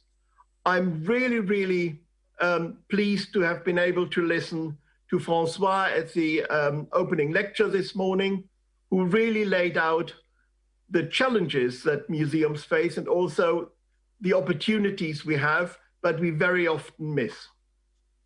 Museums need to change very, very rapidly. They have been preserved. They have their culture, their attitude, their remit preserved for too long. If we don't change, we will become an artifact of society, while at the same time, we should be at the heart of change in society. So, if you look around, where in Europe, which prides itself on such diversity, democracy, knowledge, and a rich diversity in people, where do you find non-commercial spaces where people can convene, exchange, discuss, and perhaps, and hopefully soon, shape our common future? This has to be museums. But people will not come if we don't make an effort to become places that they want to visit. If we continue to create exhibitions for our curator friends, for a small elite, we are not serving our purpose. Interestingly, from being a museum with some 200,000 visitors in 2004, we became the most visited museum in Berlin in 2016. And that is even without, or this is while we are still having a building program going on. We are nowhere near a finished product, but what we did is we thought about, long and hard, how we can serve our constituencies, how we can engender support, trust, and engagement from new audiences, new constituencies, and what do we have to do to change? Because if we don't change, people will not change our attitude towards us. So in 2005, we decided to become a natural history museum for young adults. Natural history museums very often are visited by families, and we love families. We love children, grandparents, and parents to visit us. But nature, which is our remit, we are a natural history museum, so we have most of our remit being science. We have a custodianship for nature and for man's place in nature. We understand how the world works and how stupid mankind exercises its guardianship over the natural world, which of course is then presenting us as humans with huge problems, be it that we will lack water, food, climate security, or we are hit by pandemics, as we all are now, and as we are now having to use digital means to convene. So it's easier said than done to change, as we've heard this morning from Francois, but one can do that. Businesses have to change. They have professionals that run businesses to facilitate change.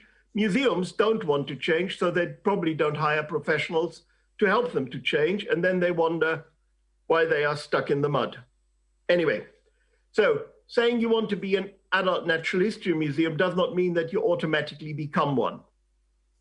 So we've looked at the way how we structured our exhibitions and what attracts people. And the way how we did it was, we thought about not what we want to tell them, but how we can engage our audiences to talk to each other about what they see. And that was the key. So we enabled dialogue in our exhibitions between people, and that is what they want to come. People want to talk to people. Of course, there is some knowledge that we can give to people. We have an audio guide that you can come to. It is in 11 languages, including Portuguese. So please come and visit us. The audio guide can be on your phone, so you can access our knowledge. But more important, bring friends and talk to each other. And that started to work. And then this young generation that now works with iPhones and social media started to talk to each other. So slowly the visitor numbers were rising, especially with young adults. Then we started to have debates about contemporary urgent topics, that if you're a natural history museum in this day and age, you're not short of topics, be it tropical rainforests, be it the future of our oceans, be it genetic engineering, be it climate change, be it social justice, colonialism, you name it. So in 2019, which was the pre-COVID year, every day we had on average 10 meetings where we talked to people about what they were interested in and what we thought we wanted to discuss with society. There were small groups, but in 2019, we reached 2% of the Berlin adult population to talk with us about science, society, and the future of the planet. That is more than any other academic institution. It's probably more than all the hundreds of academic institutions in Berlin reach if you put them all together. So the public, the young adults, 60% of our visitors are now young adults without kids between the age of 16 and 40, including the Fridays for Future movement. They have made the Natural History Museum Berlin their home to discuss the future of the world. Our science gives us the authenticity and the leverage to engage in deep conversations or tone our language down to a level where people with less education can engage as well. This is all what you have to do.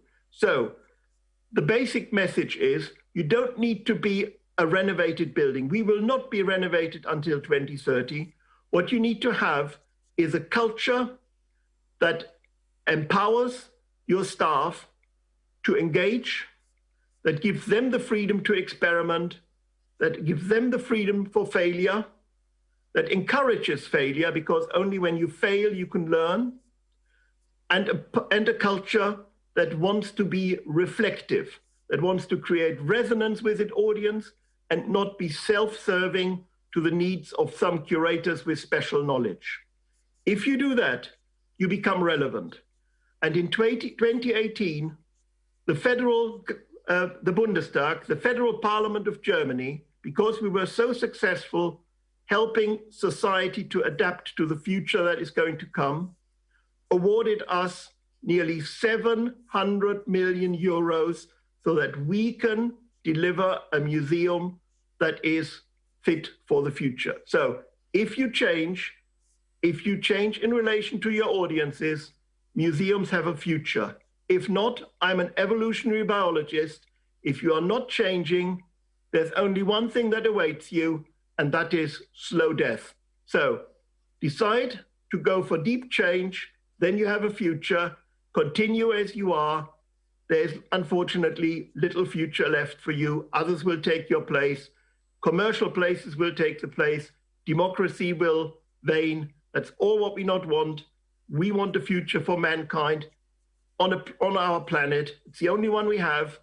We better take care of the planet. We better take care of ourselves as society. And museums have to play a role, need to be the linchpin of this change to keep democracy and our planet going. Thank you very much.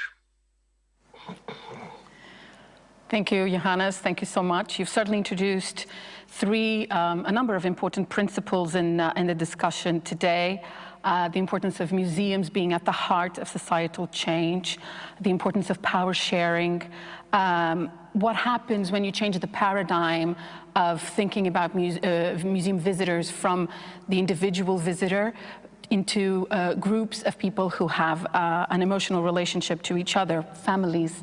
And finally, you've introduced the issue of having an internal culture of empowerment within the museum structure in order to accelerate this process.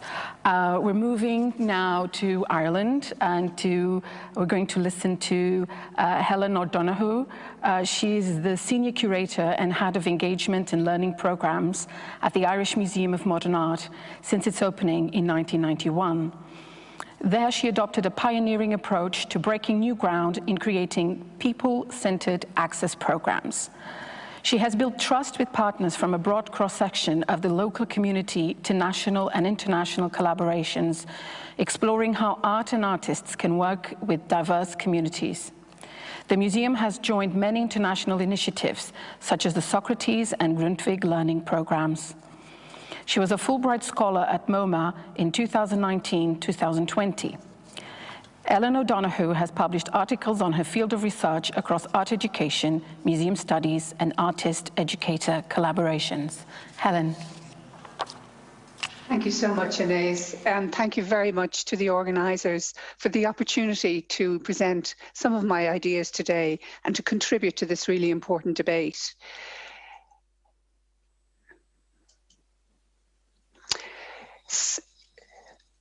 Sorry, apologies. Today I'll talk about the principles of my practice at the Irish Museum of Modern Art in Dublin and our approach to developing access and inclusion, addressing our social responsibility through a carefully designed education and community outreach programme.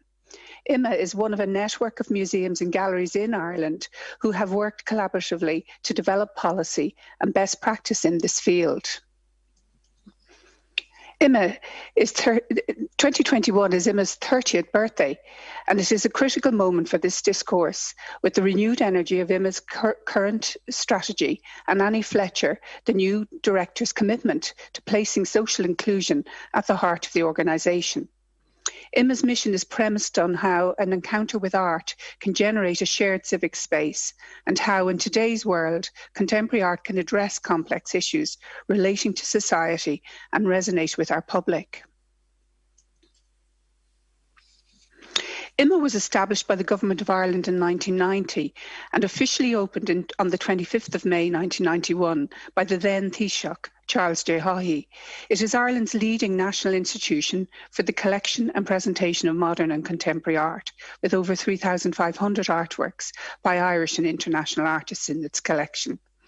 The museum presents a wide variety of art in a changing programme of exhibitions, which regularly includes bodies of work from its own collection and its education and community department.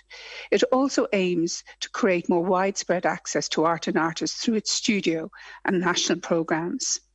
Housed in the 17th century Royal Hospital Kilmainham, as you can see in this slide, and founded in 1684 as a home for retired soldiers, it continued in that use for almost 250 years. Modelled on Les Invalides in Paris, it is arranged around a courtyard and the interior long corridors running alongside a series of modest interlocking rooms. Situated in a 48-acre site and repurposed for contemporary usage, the grounds include 2 historical graveyards, a formal garden and a meadow. The original stables have been converted into studios to house an artist in residence programme and education use.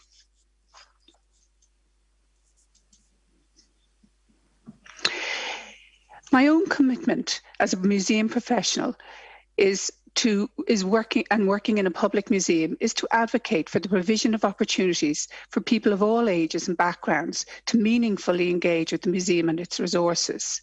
Encountering artworks, artist practice, and museums can be personally transformative for people, connecting the individual with the collective, creating communities of interest, and engaging with ideas and issues in society. My work at IMA has supported socially engaged practices of artists and promotes civic engagement in museums.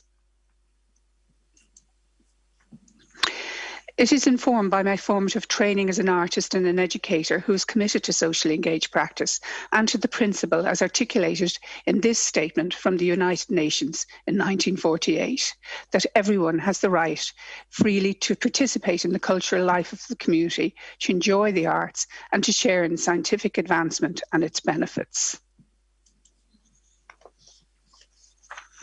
In the early 1990s, when IMA opened, Ireland saw significant changes in socio-political fields, most notably when in 1991, the first ever woman candidate, Mary Robinson, was elected as President of Ireland. Her period as President coincided with the election of a government who introduced the first ever Minister for Culture, the poet and human rights activist, Michael D. Higgins, our current President. Irish society began to experience a period of openness and cultural change in this last decade of the 20th century, and a new wave of development in both arts practice and community development emerged. A crucial event in this was the opening of IMA in 1991. In the first 10 years, a radical policy of inclusion was embedded into this new institution by its founding director, Declan McGonigal, to create access to the arts for all and to facilitate space for artists and non-artists to work together. I was appointed as the first education and community curator before IMA opened to the public and began extensive outreach work, making connections with the immediate neighbours in the surrounding locality as a core part of imagining and designing an access programme.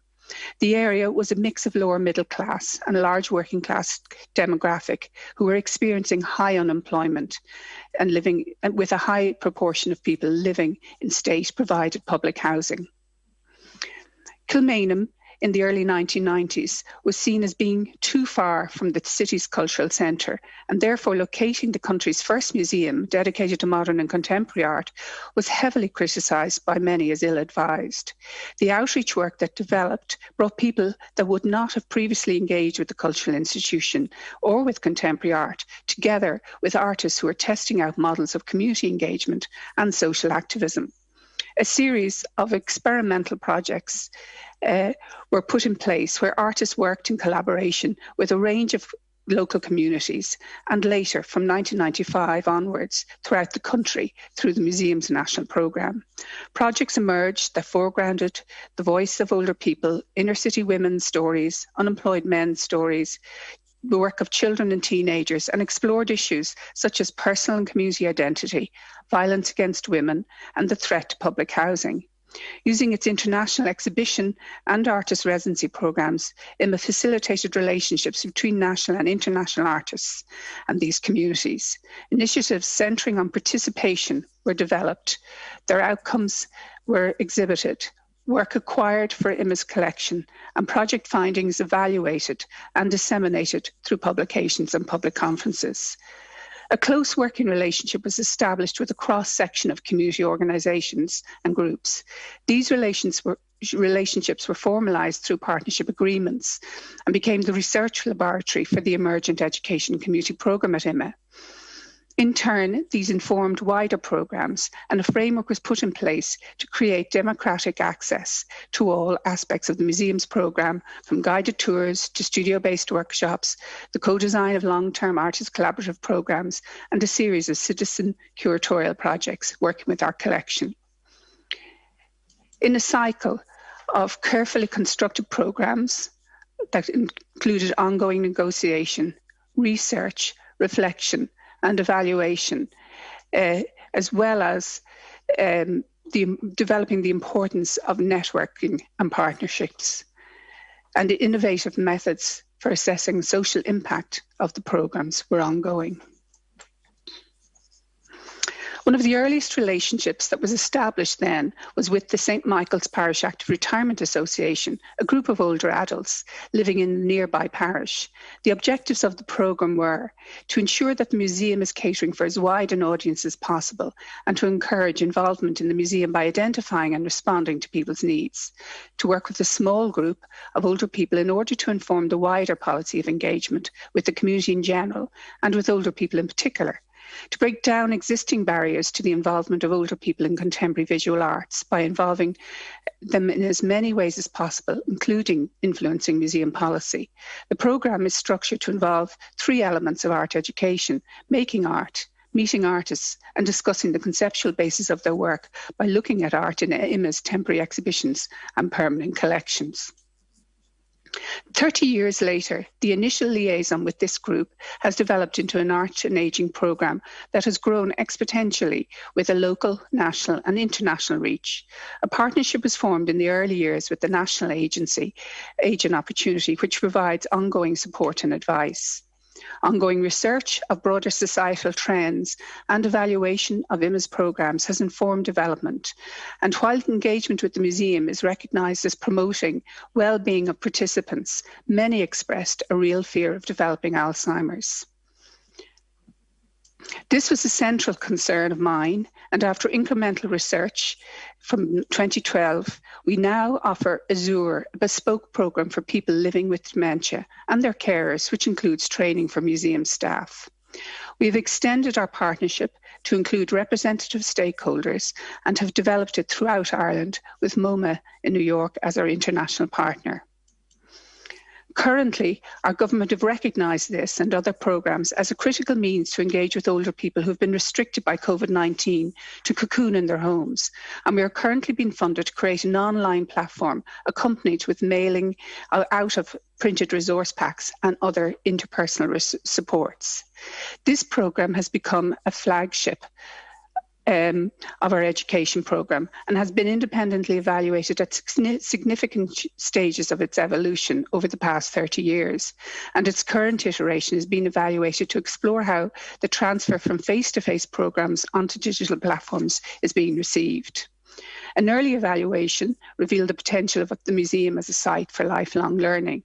And this was the focus of a seminal European learning project, which introduced me to the work here in Portugal at Vila Franca Teixeira with Clara Camacho, and to David Anderson's work at the V&A, and shaped how IMA has worked with national and international stakeholders since. The findings of this and other evaluations of our programmes with a wide range of participants have mapped out the guiding principles of practice at IMA, which still apply today. These are: the programme creates in its processes and engagements ideal conditions for significant learning, of creating a sense of connectedness, of well-being, of being valued by the museum, of developing identity. Art is seen as broad and multidimensional. It involves and stimulates thought and planning, memory, personal expression, taking time to look in new ways, taking different perspectives on ideas and life. Participants speak of being more aware of and looking in new ways at the world around them. The City of Dublin has changed over the last 30 years, and the area around the museum has been gentrified with an increased footprint of private accommodation and a decreased provision of social housing. The visitor profile to IMA has changed too, reflecting the changing demographic living close by, and before the pandemic saw an increase in tourist visitors. Ireland, like the rest of Europe, has become significantly multicultural, including inward economic migration, refugees and asylum seekers. Museums are adapting to the changes that are visible in society and are creating access programmes that are both welcome and reflect the voice of new communities emerging. Some examples in recent years in IMA include this slide that I have on show here, which is a project initiated by the artist Clodagh Emo, titled Crocosmia X, and she has worked with a cross-section of asylum seekers and a number of cultural sites in Ireland on themes pertaining to enforced migration. The plant Crocosmia is a symbol or metaphor of transience, and the multiplication sign denotes hybrid. IMA was one site where the project was enacted, and participants worked with our gardeners and education team to plant a bed of Crocosmia, which you see them standing in here, on one of the museum's lawns. This day is a day of celebration when all of those connected with the project gathered at IMA to mark their territory and to share music, songs and readings. A current project that we're engaged with is being facilitated through a movement in Ireland called the Sanctuary Project, which the Dublin City University initiated in 2014. The aims of the Sanctuary Project is to create access for asylum seekers and refugees and new residents in Ireland to the core education opportunities in museums. We have partnered with Dublin City University to work and present one of their key programs, which is called Visual Voices. The Visual Voices, which is part of this MELI project, considers hospitality as an invitation to the newcomer to enter and integrate within the receiving society's public space on an equitable basis with the host. IMA's invitation to exhibit the participants' work in its galleries, which you can see here on this slide and the next slide, is in itself such a gesture of hospitality. The 40 panels presented in the exhibition are 40 stories, each allowing for a better understanding of one another's insight and culture. The MELI stories are an example of hospitality as the delicate process by which we learn how to meet another and at a point of shared experience. To no longer see in the other a stranger, but a human being just like ourselves. So this project was hung in our galleries just as lockdown came. So then we have presented the project as an Instagram project until we can open our galleries again. The People's Pavilion is a structure of engagement and collaboration. In the summer of 2020, in the face of the pandemic and with government restrictions on social engagement, IMA decided to centre its programme outdoors and focused on its parkland and ran programmes to speak to the urgent themes of our times. The People's Pavilion was located on the front lawn in this stretch tent that you can see here behind the coffee station. And we created a public space where friends and families could meet and safely be on site in our social distance circles, which you can see also illustrated here. In 2021, the People's Pavilion will be reenacted on site again and will be activated by a diverse programme of events on a weekly basis to engage audiences of all ages. The programme will include workshops, drawing classes, movement, a series of live events run alongside a number of pop-up events with our sister cultural institutions, artist-led programs made in collaboration with activist groups and other community organisations. This programme is building on the need for social cohesion and conviviality in the face of all of the changes in our times.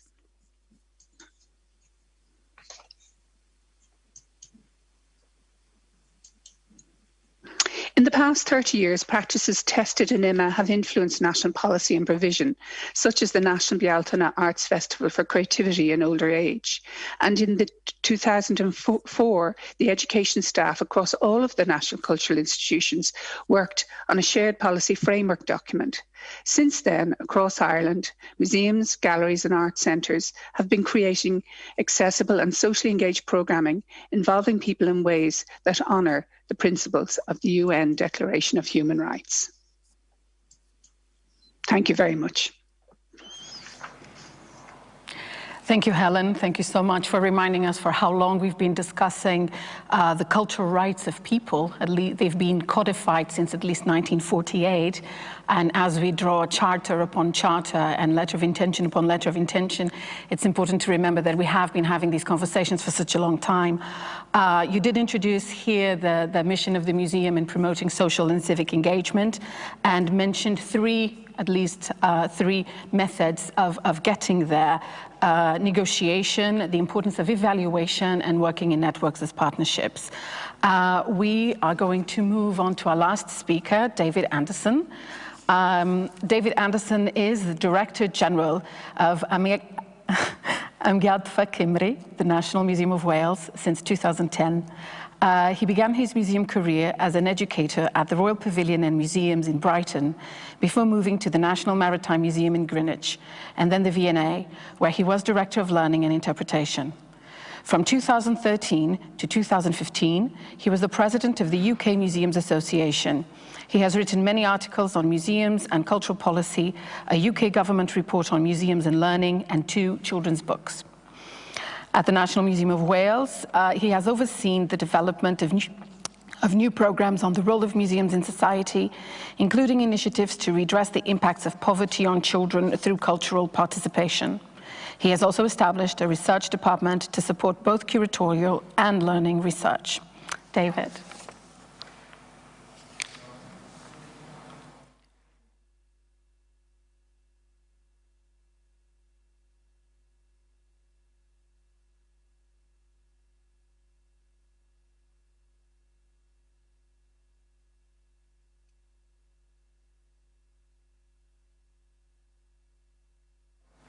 Hello, we're just facing a little bit of technical difficulties.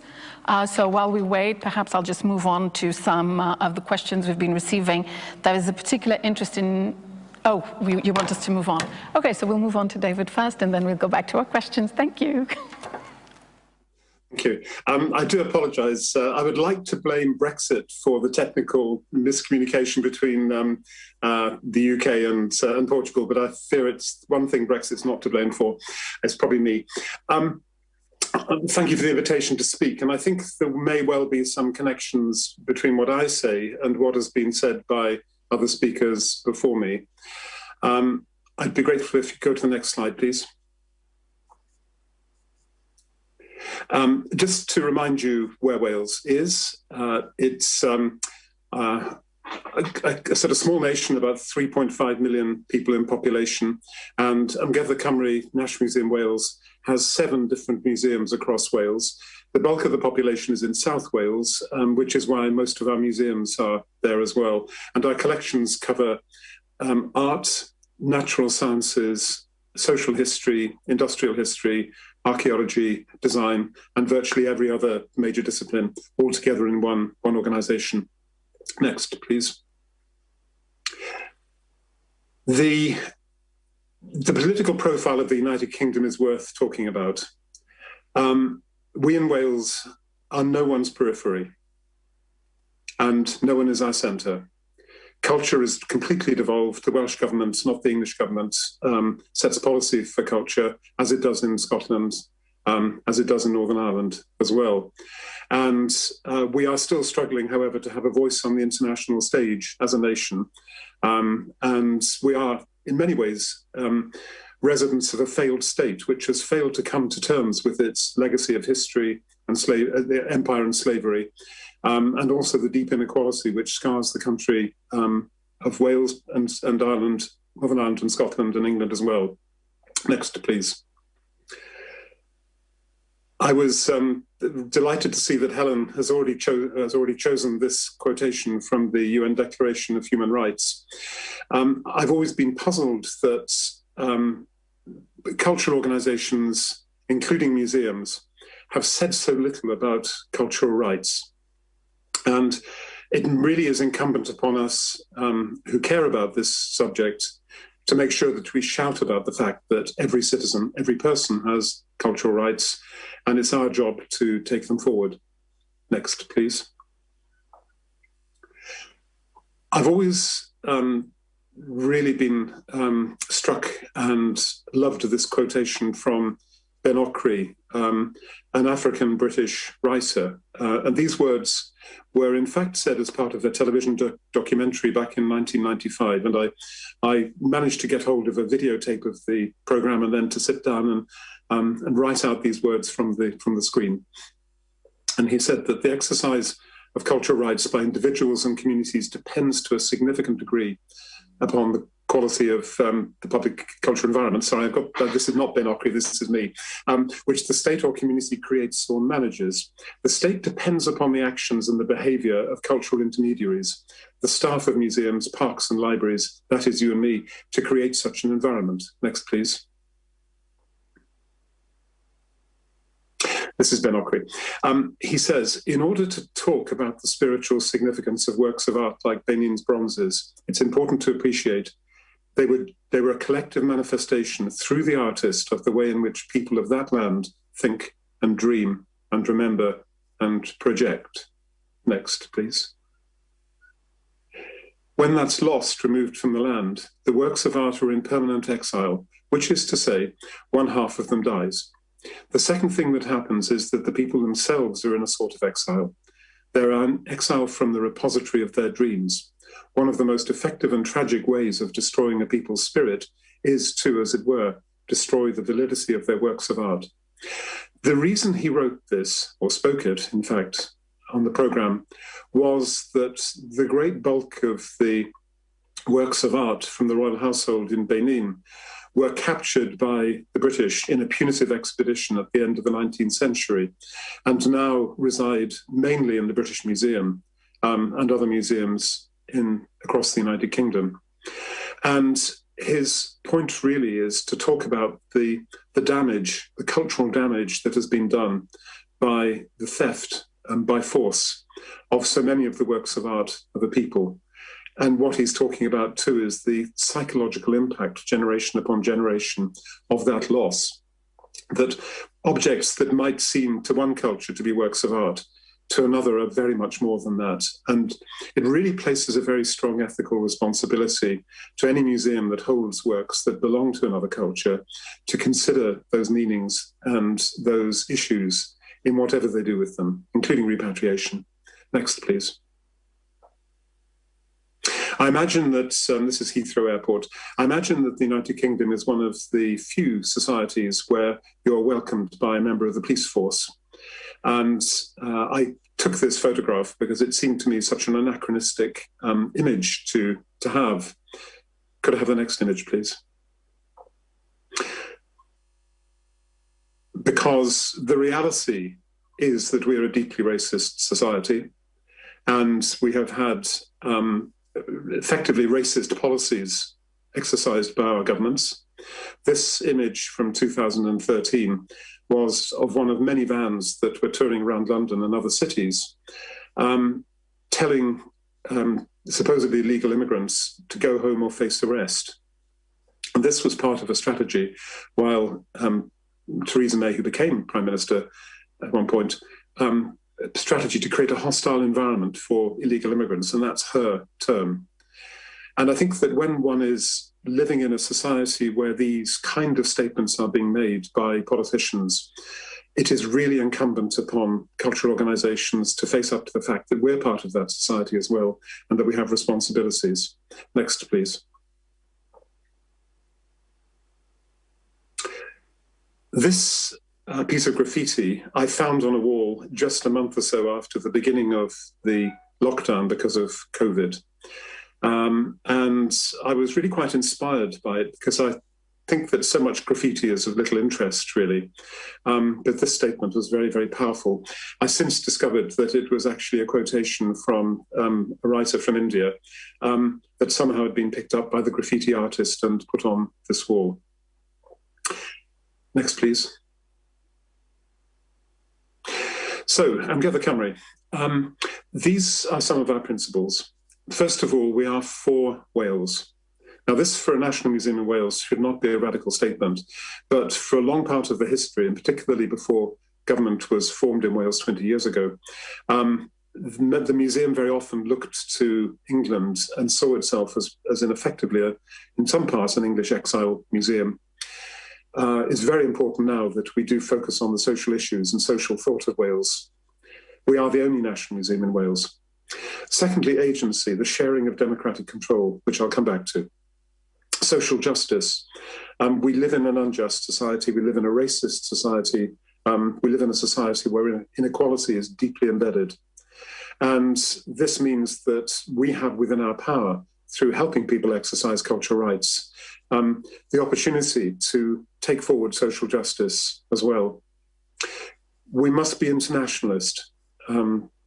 We have an opportunity to work outside the borders of the United Kingdom to work with Europe, despite all the messages that Brexit gives, and particularly to work with organizations that share our values, which is one reason I'm delighted that Helen and her work is profiled here, because our relationship with Ireland is really important to us in Wales, and also that Clara has been part of this conference because we worked with Clara and Helen on the Socrates project that Helen referred to before. And then a positive culture founded on ethics. I personally feel that the ethics that we have as a museum sector internationally and within the United Kingdom is too weak, too much around objects, too little around people, and needs to be reviewed. Next, please. One of our museums is St. Fagan's, which is an open-air museum which was founded in 1948, the same year as the Declaration of Human Rights. And it's a social history museum as well.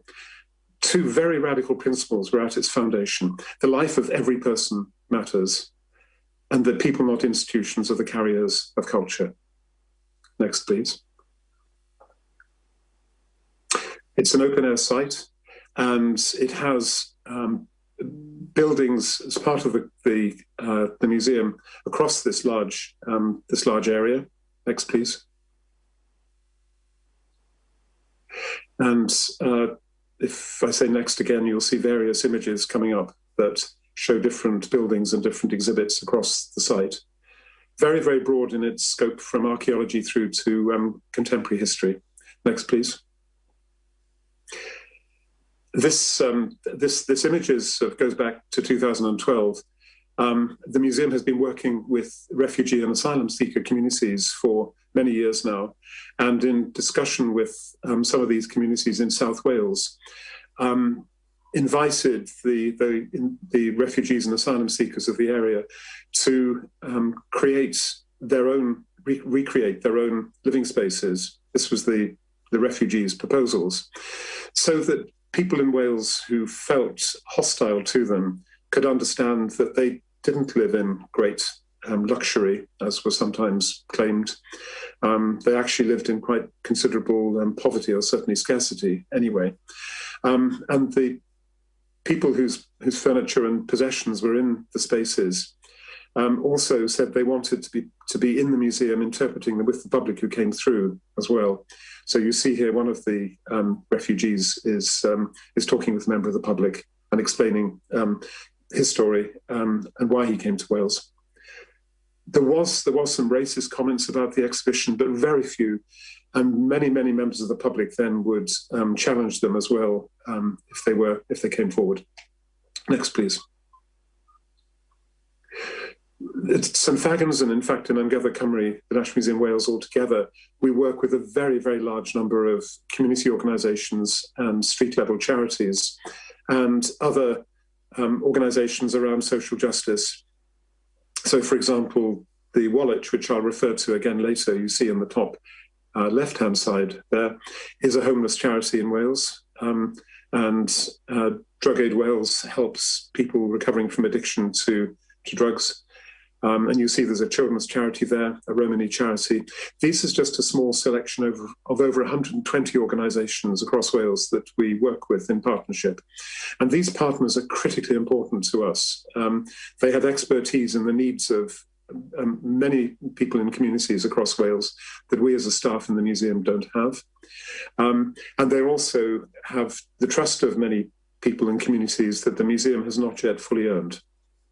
So we could not do our work without the partnership with these organisations.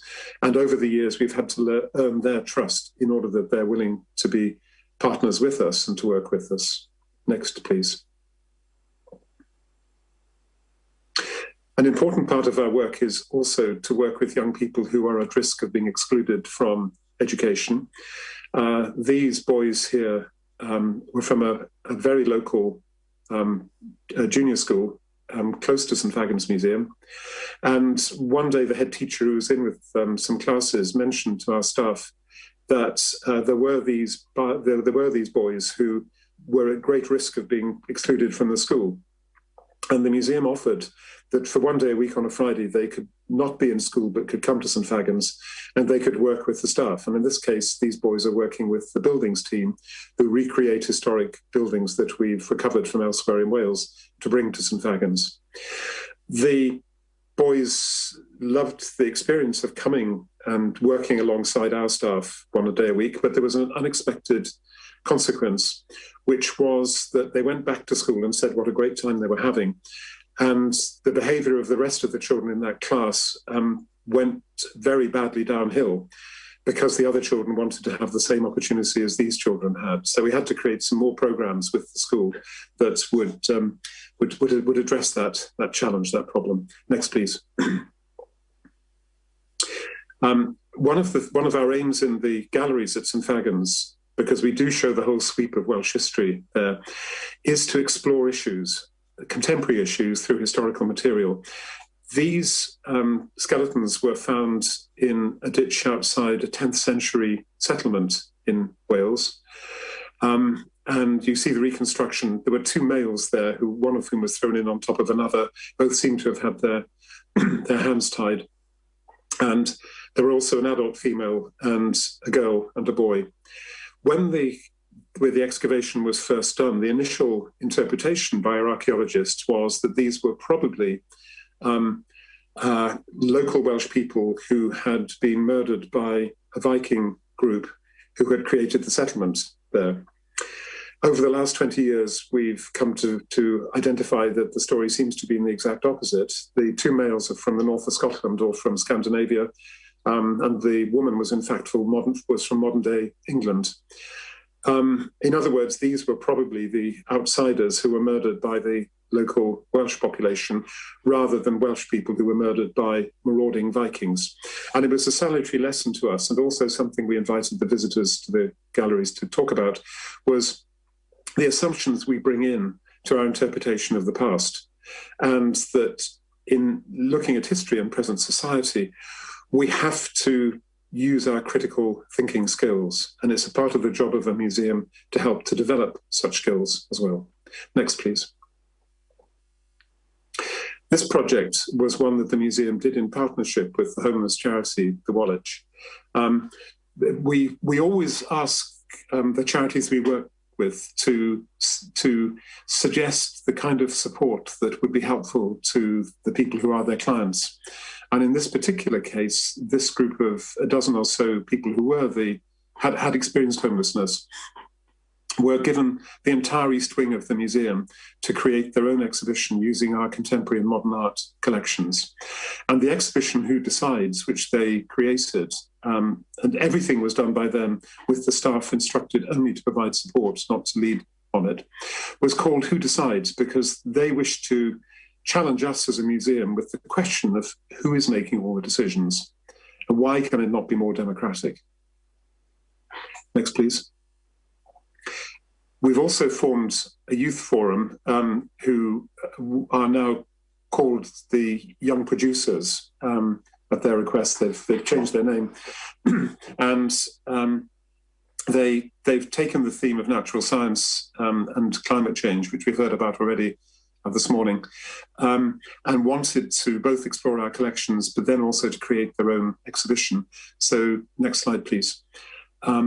They now regularly are creating exhibitions in our main galleries. This is a 3-gallery exhibition made entirely from recycled materials and recycled cases and other content from the museum.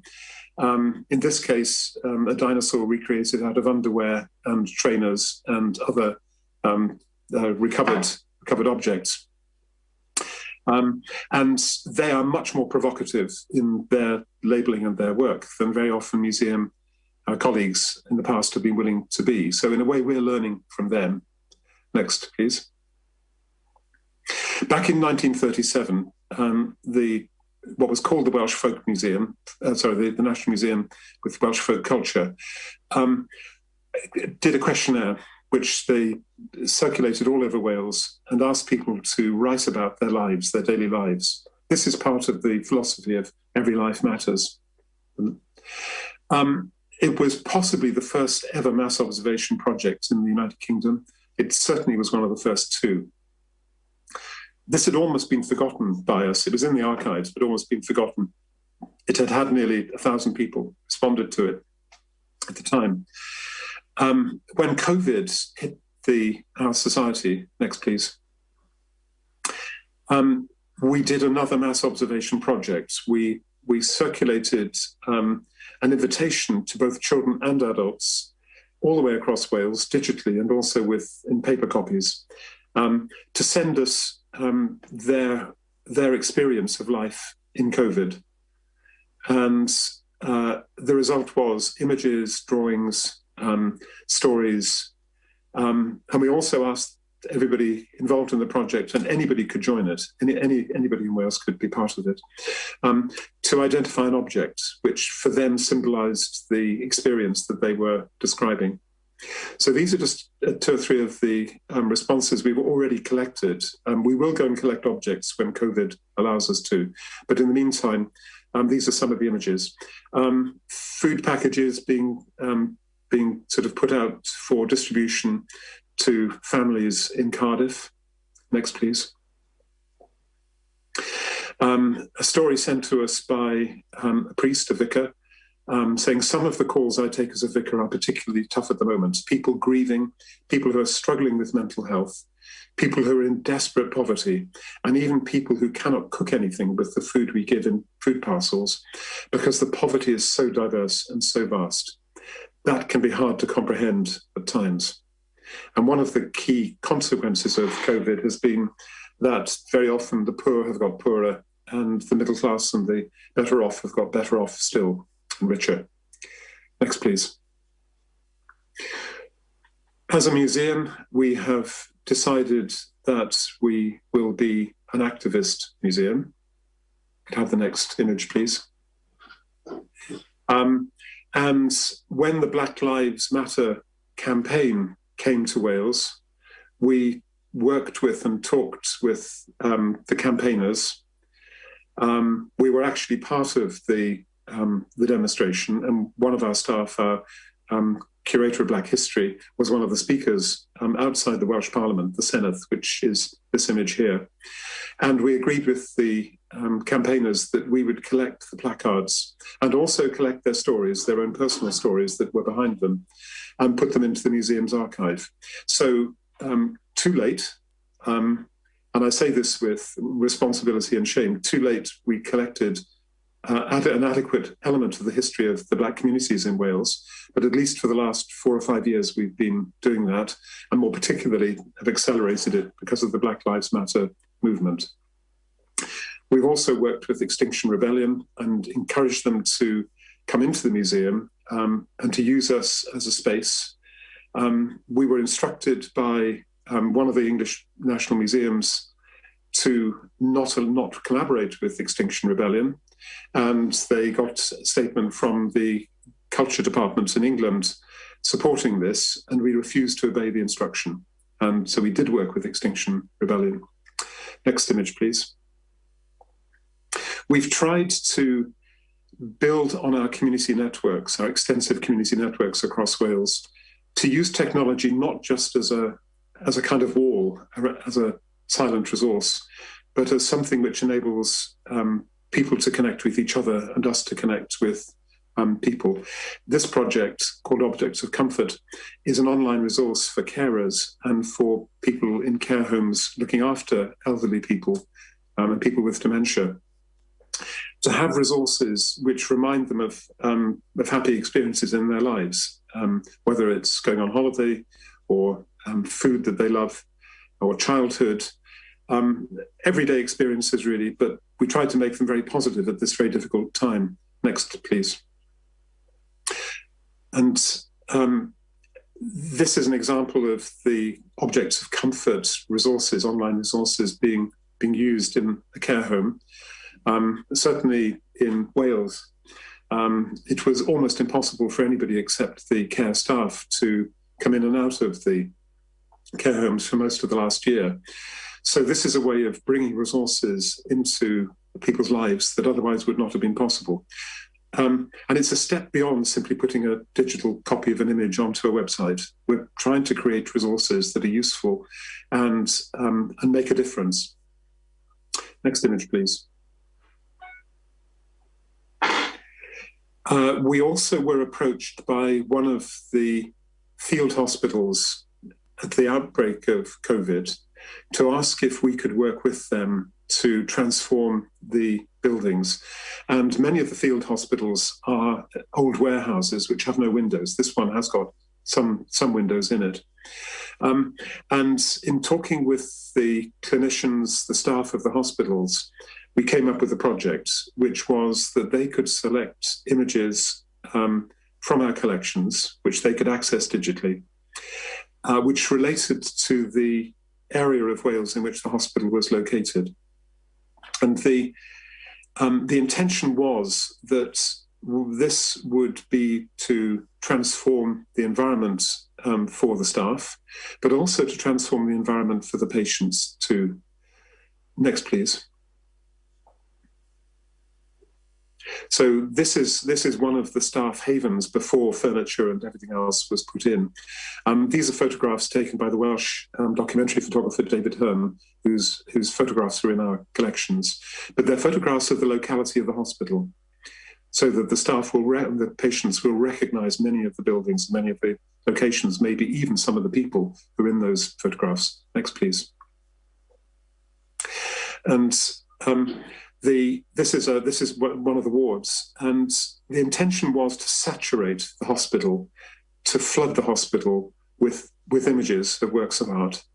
And as the lead clinician said, we want to remind the patients who they are, where they've come from, and to where we hope they will return. Next, please.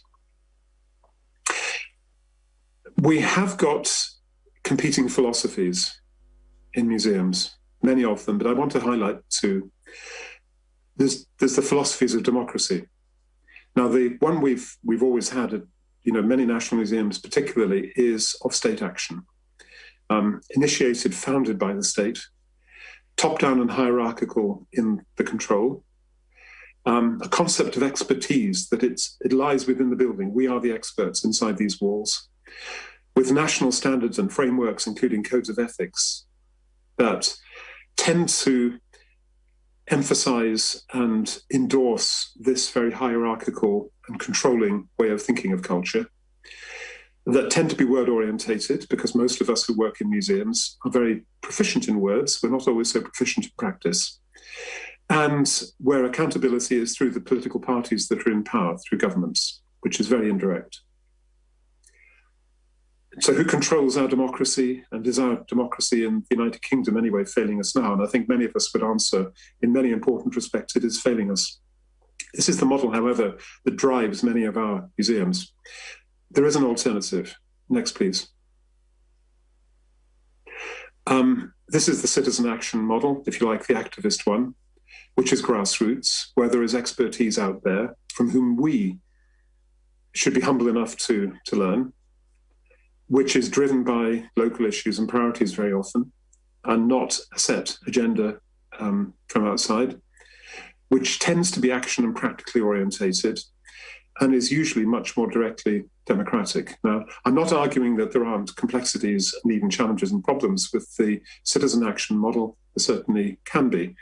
Nevertheless, it's an important counter to the control model, which so many of us have built into the structure of our organizations. Next, please. Both Helen and Clara, I hope, will recognize these words, because they come from the report that was done of the Socrates project that the three of us with others were part of. And I think that these are very timely words. A museum is not only a building with collections, exhibitions, archives, and staff. This is just the shell. A museum is something else, something much more important. A museum has been described as a way of looking and a way of thinking, a place of stories and ideas. And in parenthesis, I might add, a way of feeling, a place of feeling and a way of feeling. It's a natural and cultural history, a world of objects, memories, and the art of living, and a place for debate of all the issues connected with the society we actually live in. Next, please.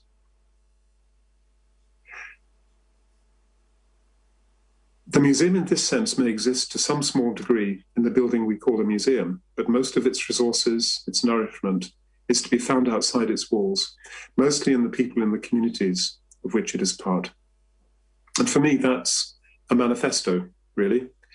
One of the really important lessons that I think we've learned, or we learned because of COVID, when our museums have been shut or nearly shut, only open briefly, and we're completely shut in Wales at the moment, is that we can work outside the buildings.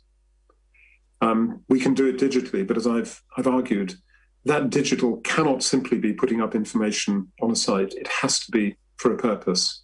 And both the objects of comfort and the Art in Hospital projects, and come to that, the Collecting COVID Mass Observation project, all had a bigger purpose than simply the digital. The digital was the means, the medium, but the social purpose, the political purpose, was what really matters in this. And we've tried to reach that purpose through the digital and not see digital as an end in itself. But the other thing is really to remember that digital has its limitations too. There is digital poverty. And we have a fundamental responsibility to be working in communities, with communities. And many of those people who we can work with don't visit us because we are not where they are, and our values are not their values. We're too elitist. We don't listen to them and their culture. We don't give them credit for expertise.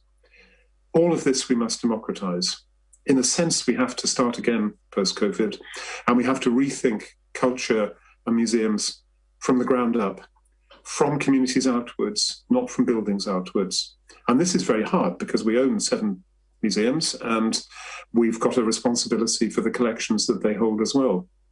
But in our work, in our philosophy, we must change. We absolutely must change. And we are trying very hard at Together Cymru not to go back to what we were before, but to become what we should ethically be, which is an integral part of communities.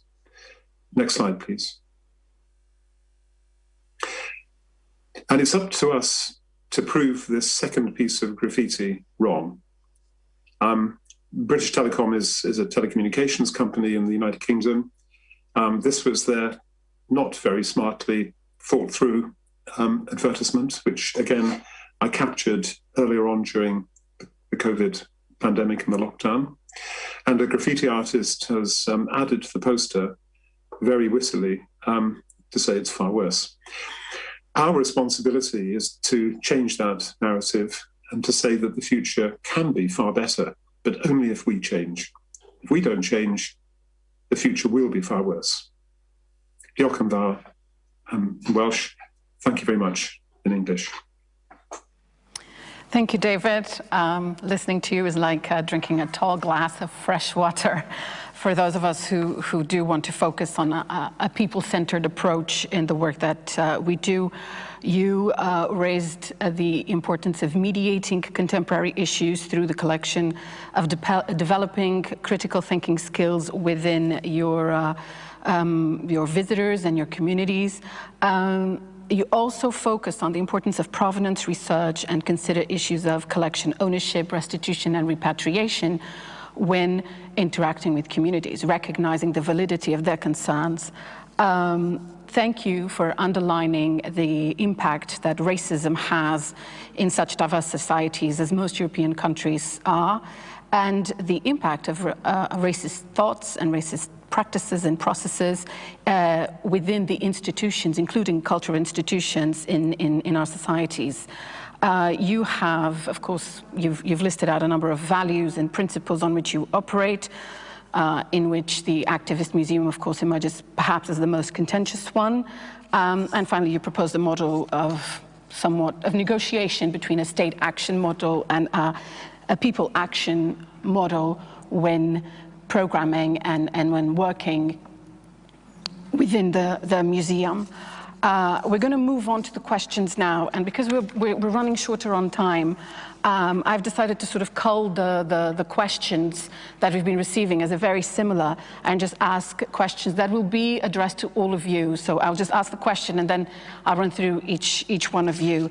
The first question pertains to museums and the engagement of schools, students, and youth.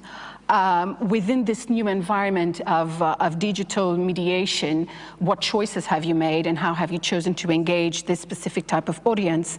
And within the context of collections that never really change or don't change as fast as society does, let's assume, how do you maintain this level of engagement of the public? And I would start with Helen. In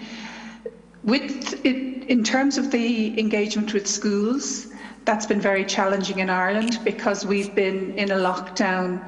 We're in our third lockdown at the moment. So our schools have actually been closed more than open in the last year. So what we have done is we have put a lot of energy into our family programs, and it is through a digital platform. But we've also, when the schools are opened, we've been partnering, which is always the way we work, to test out ways to engage the children on their level. So we've been, and that's been very fundamental because we had no digital platform when we went into lockdown. We had a social media website, beautiful website, but, as an education program, our digital offers were very, very minimal, if at all. So we've been modeling ways to work with the schools. We did it very fundamentally, again, across the cultural institutions. We did a shared cybersecurity training for all staff and awareness, so that we were really tuned into the inherent kind of dangers of that platform. And then we, as I say, worked directly with teachers. We've also then, working very closely with our collections and exhibitions department, we have created, like a lot of other museums, for the second level schools, particularly exam classes, a number of online virtual exhibitions. And we've been in some ways, I know the pandemic has been really devastating, but if you just think of this sort of silver clouds and those linings, what we have done is we have found the partnership model and stakeholder model has really worked. People, I think somebody else mentioned it earlier, people have really come to work with us, to assist us, to actually make connections and connect through online platforms. Johannes?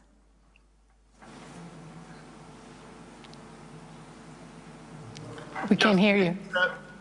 On top of what Helen just said, we had a digital offer and moved a lot of what we did to a podcast format, which has broken all records. We are doing podcasts for adults and particularly podcasts for children, which are also very, very popular with adults. So one has to go with the times, one has to go with the opportunities that present. Yes, we cannot go into school classes at the moment or into deprived areas and talk to communities and schools there. Schools cannot visit us, but as a surrogate, podcasts and social media do. The next stage would be to provide, together with a group of other museums, online educational resources across Germany for schools, because like in many other countries, the educational systems have been shown how appalling they are in relation to the needs of the 21st century. I think we've heard a lot about that in museums. The entire education system, I think, needs to look at, and so we need to do our best to provide resources there as well. Teresa?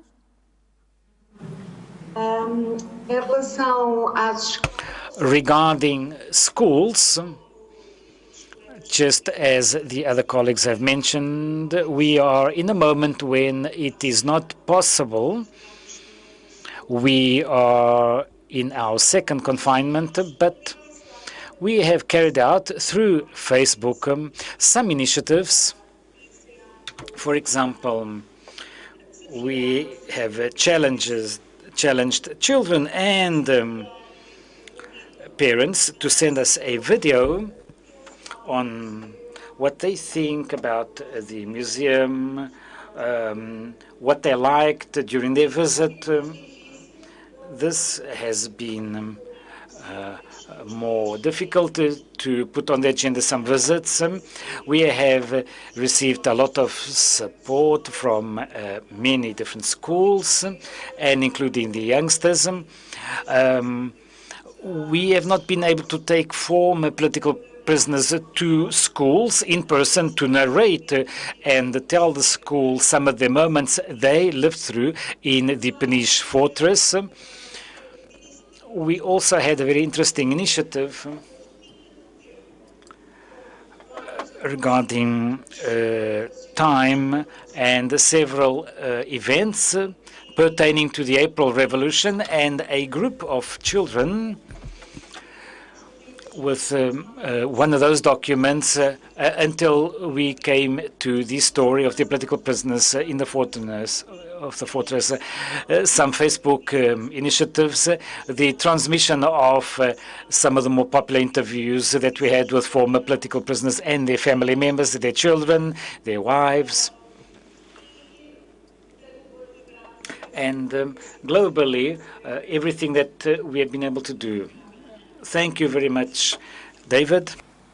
And David, I would ask you if you could focus more on this issue of the second question, this idea that somehow the collection doesn't move as fast as society does, and the impacts that it has on mediation with schools and children and youth audiences, which there seems to be a consensus that in addition to the aging population in a COVID setting, that the younger audiences require a specific type of approach?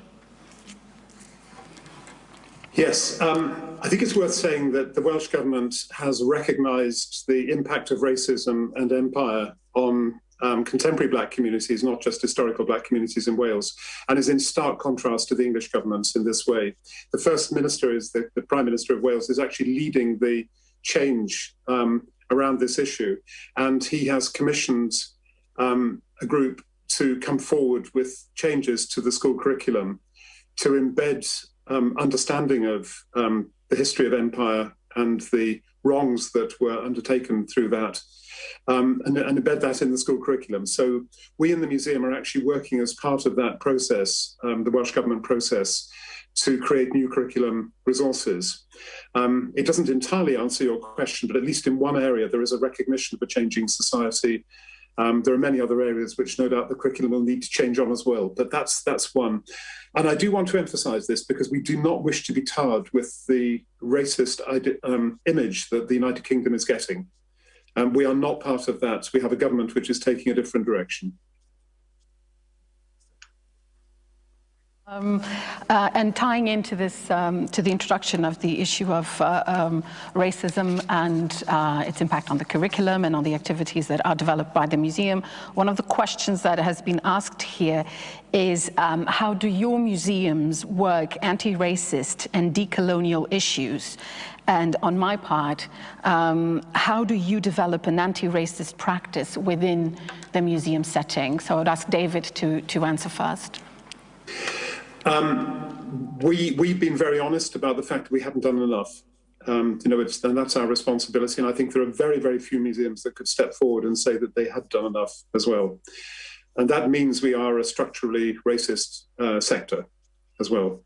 So we have worked for a long time with diverse communities in Wales and have been changing our collections and changing our displays in partnership with them. We've accelerated that now. We have a consultation group and we take almost every aspect of the public side of the museum, including the collections, to that group to get their advice and guidance on how we should move that forward. So everything from who are the staff, who are the trustees, who are the volunteers, what objects do we collect, how are they displayed? We're handing over control of displays to young people from diverse communities as well. We're really melting the boundary between the permanent gallery and the temporary exhibition. And we're also melting the boundary as far as we can between the staff and the communities. I mean, it's work in progress. We're not perfect. There's a lot to learn and we make mistakes, but we're on the journey. Helen? Yeah, we too are on the journey. We've taken first step in that we are working with the Institute of Anti-Racism Studies that has been set up by a Nigerian-Irish woman, and she provides bespoke courses for human resource areas in work. So some of the senior staff have participated in that, and she will be designing a course with our staff over the next year. So we need to look at the demographics of our staff. Being a public institution, there's very slow turnover and very few, as you'll know, new jobs. But we've been very positively proactive in advertising any jobs that do come available through the widest networks and being very self-conscious in that. We also, as a stimulus package, the government have given ourselves and the Crawford Art Gallery an acquisitions budget for the first time in 10 years, and this is to support living artists. So we have used that budget to acquire the work of a lot of new communities of Irish, and really try to open up the representation in our collection through that budget. Johannes? So we actively work with 60 countries across the world, mainly in Southeast Asia and Africa. And so we have, at least from our postdoc side, from our visitors through the Alexander von Humboldt Foundation and various other networks, in that part we are quite diverse. But of course, like David said, we are nowhere near where it should be. When Black Lives Matters hit, I went into a deep, structured conversation with staff who felt they had a stake in all of this. The museum has then issued a statement. We are one of the very, very few German museums, I think one of the only one in Berlin, who've actually issued a statement on how we want to change and what challenges we see for ourselves. And then an active group of people working in the museum have now taken on to develop a program, run courses, and help the leadership of the museum to facilitate that change over the next probably decade or so. And we are on a good way, but of course, nowhere near where one might want to be. On the other hand, Germany is now formulating for the first time a cultural and scientific advocacy foreign policy.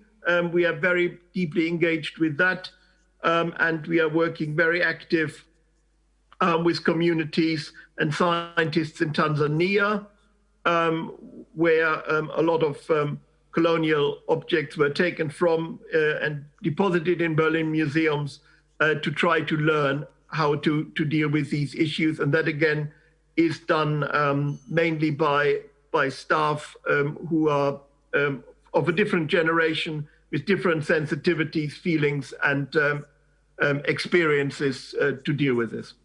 So before I move on to Teresa, I just wanted to remind all participants that there is the possibility of meeting one-on-one with each one of these wonderful panelists after the question and answer session. So do use it. It's a wonderful resource. It also allows you to ask more specific questions that we won't have time, or they don't really apply to the participatory model we should be exploring here. Another question that I have, and that brings together many of the concerns that participants have been writing, is how do you initiate dialogue with the communities? How do you encourage and motivate communities to engage with the museum? In other words, how did you? Oh, I haven't moved on to Teresa. I'm so sorry, Teresa. Before I move on to the next question, how do you, at the National Museum of Resistance and Freedom in Peniche, how do you encourage an anti-racist and decolonial practice? I know that in terms of collection, there is a whole element to examine, given the situation of the Portuguese colonial empire at the time. Well, at this moment, we can say that we have objects and collections on that colonial past from Portugal. The work that we have done related to racism has been done through education for citizenship activities that include human rights and children's rights, and of course this question of racism is also present. I must say that this museum is interconnected to the Tarrafal Museum in Cape Verde in Africa. Political presence in Portugal during fascism were not only on mainland Portugal, Africa, Cape Verde, Mozambique, Angola, and Timor further to the east. And we will have a work of articulation in the exhibition that at this moment is at the fortress. We have a millimetric message, very small font, which is a report of the Tarrafal prison for the Portuguese Communist Party in Portugal. And this is a work of interest both for the new Museum of Tarrafal on the resistance, as well as of interest to us because it tells a common story. And it is this set of documents, of objects and memories and records that are crossed over, which is a work that we must still deepen further with the other political prisons of the countries that Portugal colonized at the time. Thank you. Sorry. Okay, go ahead. Go ahead. Regarding the other issue, yes, how do we start a community dialogue with the community, and how do you encourage the community to maintain that dialogue and, in a way, to reclaim power from the museum, the power that museum has always considered exclusively its own?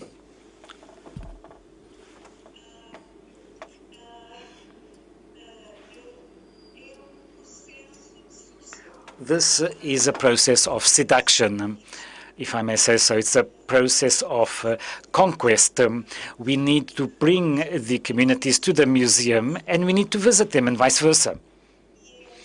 And it is from this contact that it is possible then to start planning and building this whole process of sharing and dialogue, and includes very simple things such as Peniche is a small city, so we can go to a shop, we go to a restaurant, and we invite people to come to the museum.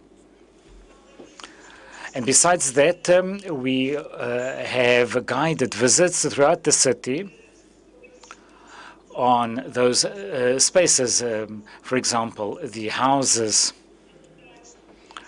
or where the local inhabitants of Peniche received and welcomed the family members of the political prisoners.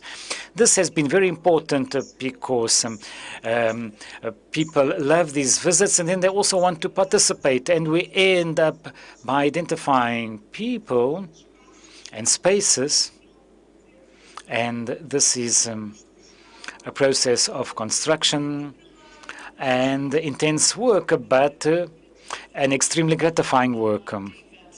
David. Management of the communities to engage. Yeah, I suppose my first question is, why do we want communities to engage? Is it for our agenda, or is it for theirs? And if it's theirs, they may wish to have quite a lot of persuasion that we're worth engaging with. And I suppose if there was a situation in which we were being asked to trust somebody or trust an organization that we have lost trust in many years ago, it may take some time for that trust to be built up. And it won't be built up if the relationship is anything less than equality and with a degree of humility on the part of the organisation concerned. So I think that the foundations must be right, I think, is what I would say. And we must recognise as well that many things may be wrong with what we are, and until we put those things right or show a real commitment to putting them right, it may well be that people could make a very rational and intelligent judgment not to work with us. So I would say there are a very large number of factors, and it will take time in order to earn the trust of communities. Helen? Yeah, I concur. I think that, so often the responsibility or the expectation maybe and the responsibility to engage with community falls to the education department or its equivalent in a museum. But I liked the fact that, David, you cited that quote from the research as your mantra. The belief and the commitment to engage has to come from the top layer of a museum, be it government policy, if it's a public museum, through its board, right through all of its staff, for people to believe in that offer of engagement. And there has to be equivalence. You have to ask, why are we asking these people to engage with us, and what might they want or what might they need? So, and I also agree that it takes trust. So trust is built up by example. So it's actually finding ways to truly be of relevance to your stakeholders or your partners or the people that you're going to work with.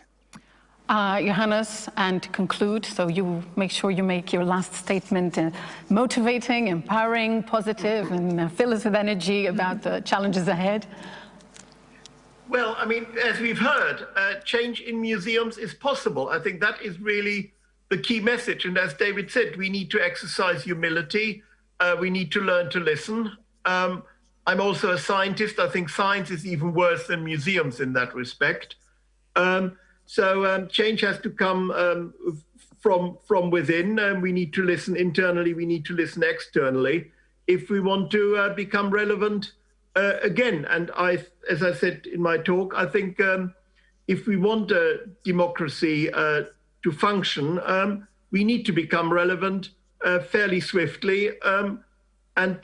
Yeah, these examples here show that one can. And I hope that many other people now take the courage to start changing their organizations. Hard it is, it takes time, one gets a bloody nose, but so what? We are not being paid to sit idly and do nothing, as I fear, unfortunately, a lot of museums have done in the past. Thank you very much. Thank you to the four of you for this participation and very stimulating discussion. We have ended our first panel in this two-day conference. Make sure you do go to the one-on-one rooms to hang out with our panelists, and make sure you are back on time to hear the next program, which I think is an interview of Paulo Pires Duval by Ana Carvalho. Thank you very much for your time.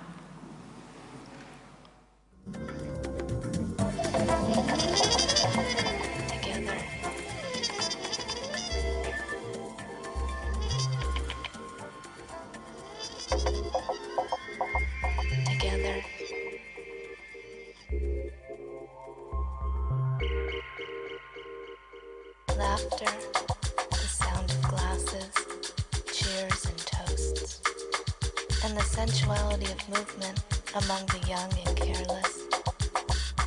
Bare skin revealing, our shirts worn low exposing us to eyes and looks and short-lived desire, until the next beautiful creature crosses your path. Words become whispers.